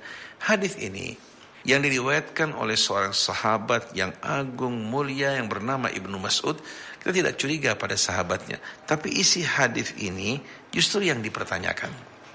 Karena dari mulai proses penciptaan manusia yang disebutkan, dari mulai nutfah, alaqah, mudghah 40 hari, ternyata pada fakta ilmiah, dari hasil penelitian tidak sesuai sama sekali dengan fakta ilmiah tersebut. Karena proses nutfah dalam kandungan 40 hari tidak benar. Begitu pula alaqah maupun mudghah. Jadi betul-betul menimbulkan tanda tanya kalau dia hadis Rasul tidak mungkin bertentangan dengan fakta ilmiah. Dan kita tidak curiga pada Ibnu Mas'ud, tapi kita curiga pada orang-orang yang membuat hadis yang menyebarkan faham Jabariyah, yang menerangkan bahwa manusia tidak punya pilihan pada amal yang dilakukan. Semua telah ditentukan, semua telah dikendalikan, semua telah dikemudikan. Orang yang ditentukan untuk menjadi penghuni api neraka disiapkan untuk mengerjakan amal-amal ahli neraka. Orang yang ditetapkan untuk menjadi penghuni syurga telah dituliskan baginya untuk mengerjakan amal-amal syurgawi. Akhirnya dua-duanya masuk dengan ditentukan oleh Allah, padahal Allah Subhanahu wa ta'ala mengatakan sama sekali tidak benar. Wa ma rabbuka bidhallamin lil abid. Dan Allah membantah orang-orang yang punya keyakinan seperti ini. Manusia pada apa yang akan ditanya oleh Allah diberikan pilihan. Tapi pada apa-apa yang manusia sama sekali tidak punya pilihan tidak akan ditanya. Dia lahir hari Senin, meninggal hari Rebo, lahir sebagai suku Jawa, bapaknya katakan umpamanya Bapak Muhammad Krisna, ibunya katakan Ibu Fulan, itu tidak bakal ditanya karena ini bukan pilihan dia. Tapi yang dilakukan dengan kesadaran, pengetahuan atas dasar pilihannya, itu yang bakal ditanya. Sampai Nabi mengatakan 7 wizan ummatil khata'u wa nisyan wa mastukrihu alaih, dimaafkan dari umatku kesalahan yang tidak disengaja, orang yang lupa, dan orang yang melakukan sesuatu dengan terpaksa. Maka kalau orang puasa di Ramadan, siang harinya dia makan, minum, kenyang, tahu-tahu dia ingat dirinya puasa, yang dimakan tidak membatalkan puasanya karena di luar kesadarannya. Jadi saudara Jani, hadis-hadis yang menunjukkan kepada faham Jabariyah, sebetulnya hadis-hadis yang berkembang, dibuat oleh sekian banyak orang masyarakat, baik pada masa Bani Umayyah maupun pada masa Banil Abbas, mengacaukan pemahaman Al-Quran dan sunnah-sunnah Nabi kita yang sebenarnya. Ada hadis yang sahih mengatakan, i'malu, beramalah kalian, wa kullu muyassarun lima khuliqala, tiap orang dimudahkan sesuai dengan potensi bakat yang diciptakan Allah. Jadi orang beramal sesuai dengan potensi yang dia miliki. Orang kalau punya kecondongan ke arah seni, atau kecondongan ke arah katakan teknik, biarkan dia punya kecondongan ke arah tersebut. Jadi manusia diciptakan dengan potensi yang bervariasi, berbeda-beda, untuk menciptakan betul-betul suasana yang penuh keindahan dalam hidup ini. Jadi saudara Andi, apa yang saudara Andi fahami, bahwa di Lauhil Mahfuz semua amal manusia telah dituliskan dan tidak akan mengalami perubahan. Al-Quran tidak pernah jelaskan hal ini. Al-Quran tidak pernah terangkan sama sekali hal ini, tapi Al-Quran perintahkan kita beramal. Al-Quran perintahkan kita untuk bekerja. Allah akan melihat amal kita. Orang-orang yang meniti di jalan kebaikan, cinta pada Allah, akan mendapatkan hidayahnya. Tapi yang berpaling dari Allah, inilah orang-orang yang akan disesatkan. Nah, kalau berkaitan dengan ilmu Allah, mengetahui apa-apa yang bakal terjadi, itu memang tidak diragukan. Karena ilmu Allah beda dengan ilmu kita. Kalau ilmu kita hanya dapat melihat yang di hadapan kita, dan banyak hal yang tidak kita ketahui. Yang akan datang kita tidak tahu, bahkan yang lampau pun banyak yang tidak kita ketahui. Tapi kalau ilmu Allah, dia mengetahui yang lampau, yang kini, yang akan datang dengan jelas. Ini merupakan hal yang tidak diragukan. Oleh karena itu namanya Al-Alim, yang maha tahu. Tapi jangan sekali-kali saudara Jani mengaitkan antara ilmu Allah dan perbuatan manusia. Artinya ilmu Allah seolah-olah yang menggiring manusia jadi jahat, ilmu Allah yang menggiring manusia menjadi baik. Sama sekali tidak. Ilmu Allah mendahului peristiwa, sedangkan baik dan buruk tergantung pilihan manusia. Setelah Allah mengirimkan Rasulnya, menurunkan kitabnya, memberikan potensi kepada manusia untuk berbuat, memberikan kemampuan bagi manusia berbuat baik maupun berbuat buruk. Oleh karena itu Imam Musa Al-Kadzim ketika ditanya, siapakah yang bertanggung jawab pada amal manusia, ditanya oleh Abu Hanifah radhiyallahu anhu, dijawab oleh Imam Musa Al-Kadzim bahwa ada 3 kemungkinan.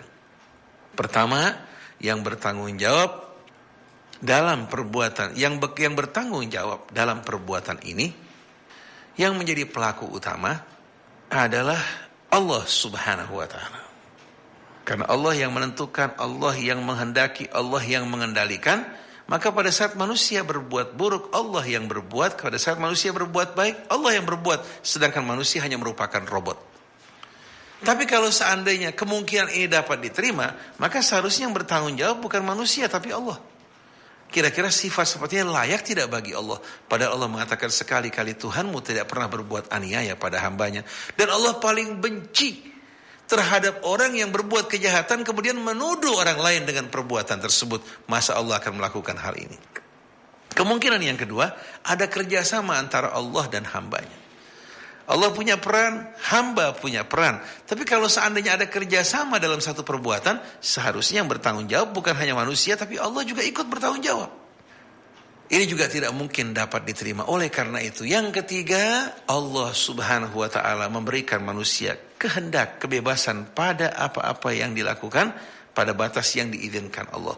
Allah memberikan dia akal. Allah Subhanahu wa ta'ala memberikan dia ilmu. Allah memberikan dia kitab. Allah menurunkan kitabnya, mengirim rasulnya pada mereka. Setelah itu Allah Subhanahu wa ta'ala jelaskan bahwa ini jalan kebaikan yang akan mengantarkan kamu menuju kebahagiaan, ini jalan keburukan yang akan mengantarkan kamu kebinasaan. Oleh karena itu beramalah, Allah akan melihat amal kalian. Siapa yang menempuh jalan kebaikan, Allah akan antarkan menuju jalan kebahagiaan dengan rahmatnya. Tapi siapa yang menempuh jalan kebinasaan, jangan sekali-kali dia berpikir dia akan sampai menuju tujuan kebahagiaan. Disinilah keadilan Allah. Alaihissallahu biahkamil hakimin. Bukankah Allah merupakan yang paling bijaksana dalam keputusan-keputusannya. Jadi saudara Jani, Anda tidak perlu dirisaukan mengenai apa yang tertulis di buku Anda. Tapi yakinlah Allah Maha Adil, Allah Maha Pengasih, Allah Maha Bijaksana. Tidak mungkin sama sekali mengurangi kebaikan Anda.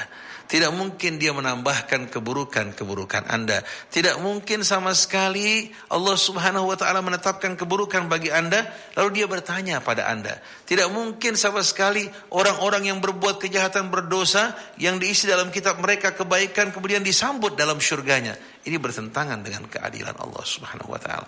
Maka buang rasa buruk sangka di hati kita pada Allah. Beramallah, bersungguh-sungguhlah, Allah akan melihat amal kita.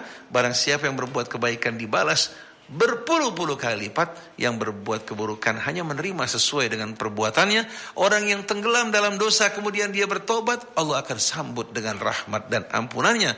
Sesungguhnya Allah Maha Pengampun lagi Maha Penyayang, Maha Pengasih terhadap hamba-hambanya. Maka buang dari benak kita jauh-jauh rasa buruk sangka kita pada Allah. Insya Allah Allah Subhanahu wa ta'ala menyelamatkan kita kelak di hari kemudian nanti. Barangkali waktunya sudah terbatas. Mohon maaf untuk SMS yang belum terjawab ini. Silakan Pak Ustadz untuk menutup kajian kita. Saya pikir boleh satu lagi nih. Ini dikelampukan. Satu lagi. Pak Ustadz yang dirahmati dan diampuni segala dosa dan khilafan Allah Subhanahu wa ta'ala. Apakah kesuksesan hidup hanya diukur oleh karier yang bagus, harta yang banyak? Bagaimana agar hidup bahagia dunia akhirat? Dan dengan realita kehidupan yang tidak sesuai dengan harapan, apakah ada jaminan masuk surganya Ustaz dari Allah untuk umat Islam? Baik. Bismillahirrahmanirrahim. Ada kecondongan di kalangan manusia, itu hampir merupakan pendapat umum. Kalau orang sukses, karirnya maju, hartanya banyak, orang semacam ini dianggap sebagai orang yang dicintai Allah Subhanahu wa ta'ala. Tapi kalau hidupnya sempit, usahanya selalu gagal, banyak cobaan yang menimpa dirinya, ini menunjukkan orang yang terkena kesialan dan tidak disukai oleh Allah Subhanahu wa ta'ala. Karena memang manusia condong kepada kekuasaan dan kemewahan hidup. Dibantah oleh Allah dalam surah Al-Fajr. Fa'ammal insanu idza mabtalahu rabbuhu fa'akramahu wa na'amahu fayaqulu rabbi akraman. Manusia ini seringkali salah faham. Kalau diberikan kemuliaan, kemurahan hidup oleh Allah dan diuji dengan kenikmatan tersebut, dia mengatakan, Tuhanku memuliakan aku, Tuhanku sayang padaku. Lalu dia memandang orang lain yang tidak seperti dirinya, orang-orang yang dibenci oleh Allah. Sebaliknya, wa amma idza mabtalahu faqadara alaihi rizqahu fayaqulu rabbi ahanan. Tapi kalau orang tersebut diuji dengan kesempitan, rizki, dengan penderitaan, langsung dia beranggapan Tuhanku membenci aku dan menghinakan aku. Dan pandangan umum pun seperti itu. Bahkan orang tua, subhanallah, kalau punya anak dua, yang satu kaya maju, wah disayang luar biasa, disebut-sebut kebaikannya, dia mengatakan ini orang yang disayang sama Allah. Tapi kalau yang satu walaupun baik, taat pada Allah, kalau hidupnya susah, selalu menjadi cemoohan orang tua dan masyarakat di sekitarnya. Sampai ada orang bilang, kamu nih hidup kamu susah karena kebanyakan sholat. Sampai sedemikian rupa hadirin sekalian. Bahkan ada orang, saya ingat pada zaman saya susah, hidup di pinggir kali, orang mencemoohkan, mencaci, mengatakan bahwa ini orang yang betul-betul hidupnya penuh kesialan. Tapi begitu Allah berikan kelapangan pada saya, langsung orang mengatakan Ustadz Husain disayang sama Allah. Dari mana dia tahu kita senang disayang sama Allah, pada saat kita susah dibenci sama Allah? Wal'iyadzubillah, jangan sampai dengan nikmat yang Allah berikan pada kita, muncul di hati kita bahwa Allah sayang sama kita, Allah Subhanahu wa ta'ala betul-betul merahmati kita. Mungkin saja nikmat yang ada pada kita merupakan uluran dari Allah, istidraj, agar kita terjerumus ke dalam lembah dosa, akhirnya semakin jauh dari Allah Subhanahu wa ta'ala. Mungkin saja pada saat orang menderita, sedang didekatkan kepadanya, diampuni dosa-dosanya, ditarik keharibaannya. Maka jangan pernah sekali-kali kita berpikir bahwa karir kita yang maju, usaha kita yang berkembang, harta kita yang banyak, pertanda kita disayang oleh Allah. Imam Ali mengatakan, kalau kamu selalu mendapatkan kebaikan dari Allah, padahal kamu bermaksiat padanya, hati-hatilah, mungkin saja itu istidraj, uluran dari Allah Subhanahu wa ta'ala. Jadi kepada penanya, Saudara Santoso ya, dalam hal ini seseorang dilihat baik mulianya kalau dia berjalan di jalan Allah. Baik senang maupun susahnya kalau di jalan Allah, Allah akan berikan kelapangan kebahagiaan dalam hidupnya. Jauhkan dari murkanya, berkahi kehidupan rumah tangganya. Dan Allah subhanahu wa ta'ala buat keyakinannya semakin teguh, jiwanya semakin lapang, penuh ketawaduan, tidak suka menyombongkan diri atau bangga diri. Ini orang-orang yang dikasihi oleh Allah subhanahu wa ta'ala. Oleh karena itu Allah ingatkan kita, wasbir nafsaka ma'al ladzina yad'una rabbahum bil ghadati wal 'ashyi yuriduna wajhah. Sabarkan diri kamu bersama orang-orang yang memohon pada Tuhan mereka di waktu pagi maupun petang. Wala ta'du aynaka anhum turidu zinatal hayatid dunya. Jangan pandangan mata kamu berpisah dari mereka menuju pada orang yang sedang mengejar menginginkan kehidupan dunia. Wala tuti' man aghfalna qalbahu an dzikrina. Jangan kau taati ikuti orang-orang yang hatinya kami lalaikan untuk mengingat kami. Wattaba'a hawa, dan mengikuti hawa nafsunya. Wa kana amruhu furuta, dan keadaannya betul-betul amat kritis dan berbahaya. Maka orang kalau maju karirnya, hartanya melimpah, kedudukannya tinggi, tapi jauh dari Allah, orang seperti ini orang-orang yang sedang diulur oleh Allah. Oleh karena itu saya ingatkan pada anggota DPR, pejabat tinggi negara, konglomerat, kalau mereka usahanya makin maju, kekayaannya semakin melimpah, tapi jauh dari Allah, berbuat yang tidak-tidak, mendapatkan semua itu, pastikanlah bahwa Anda sedang diulur oleh Allah. Segeralah bertaubat sebelum terlambat. Semoga Allah mengampuni dosa-dosa kita semuanya. Sebagai penutup, para ikhwan, akhwat pendengar radio Silaturahim, kita mohon maaf pada Allah kalau ada ucapan kata-kata yang tidak pada tempatnya, yang tidak sejalan dengan keridhaan Allah subhanahu wa ta'ala. Dan sebagai penutup, saya ingatkan di antara wasiat Rasulullah SAW mengingatkan kita agar sepertiga waktu kita gunakan untuk Allah, sepertiga waktu kita untuk dunia kita, sepertiga kita untuk istirahat kita. Kalau kita bagi sedemikian rupa, saya pikir 8 jam untuk dunia sudah cukup, bahkan lebih daripada itu beban yang berat. 8 jam kalau untuk Allah, betapa indahnya, baik berzikir, beribadah, sholat, berbuat kebaikan. Yang 8 lagi untuk istirahat kita bersama keluarga kita dan lain sebagainya. Ini merupakan amalan-amalan soleh yang berguna bagi kita. Jangan jatah istirahat kita ambil untuk dunia, yang jatah untuk Allah kita ambil untuk dunia. Akhirnya begitu kita terpuruk, subhanallah, Allah tidak membantu kita, keluarga kita pun tidak bersedih hati karena hak-hak mereka tidak kita berikan. Mudah-mudahan Allah mengampuni dosa-dosa kita, memperbaiki hidup kita, mensucikan anak kita, mendidik mereka untuk menjadi orang yang beriman dan bertakwa, menutup hidup kita dengan husnul khatimah. Subhanakallahumma wa bihamdik, asyhadu an la ilaha illa anta, astaghfiruka wa atubu ilaik, wal afu minkum, wassalamu alaikum warahmatullahi wabarakatuh. Waalaikumsalam warahmatullahi wabarakatuh. Banyak sekali pelajaran yang kita dapat pada hari ini mengenai akidah, akhlak, dan lain sebagainya. Dan sekali lagi perlu kami umumkan bahwa insya Allah hari Sabtu kita Radio Silaturahim akan mengadakan halal bihalal. Silakan Anda kalau mau hadir, kami undang untuk hadir di Jalan Masjid Silaturahim 36 di Radio Silaturahim.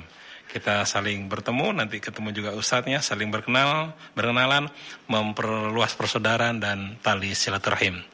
Mohon maaf untuk Anda yang SMS-nya belum dijawab, tadi juga beberapa SMS diambil dari SMS kemarin. Insya Allah besok akan dibalas. Saya Muhammad Krishna, Anton Hasanuddin, mohon pamit. Wabillahi taufiq wal hidayah. Wassalamualaikum warahmatullahi wabarakatuh. A blinding flash of white light lit up the sky over Gaza tonight. People running for cover, not knowing whether they're dead or alive. They came with their tanks and their planes, with ravaging fiery flames, and nothing remains, just a voice rising up in the smoky haze. We will not go down in the night without a fight. You can burn up our mosques and our homes and our schools, but our spirit will never die. We will not go down in Gaza tonight.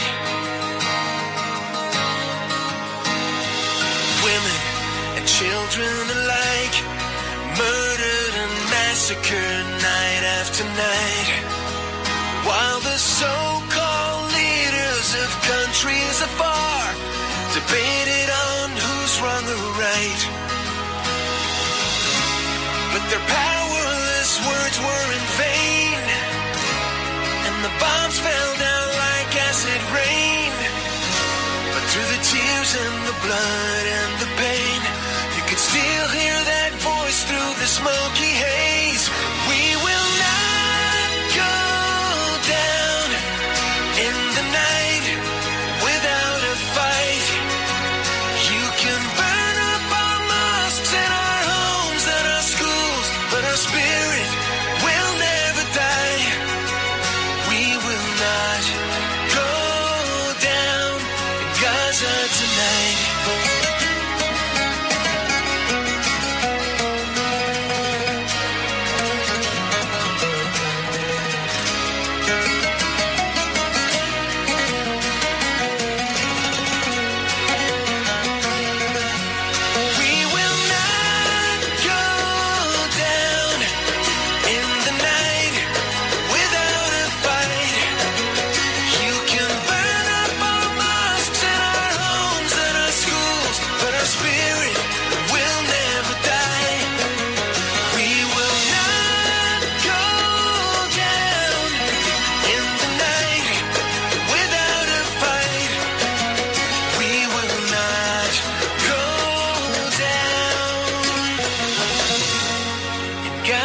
Tonight.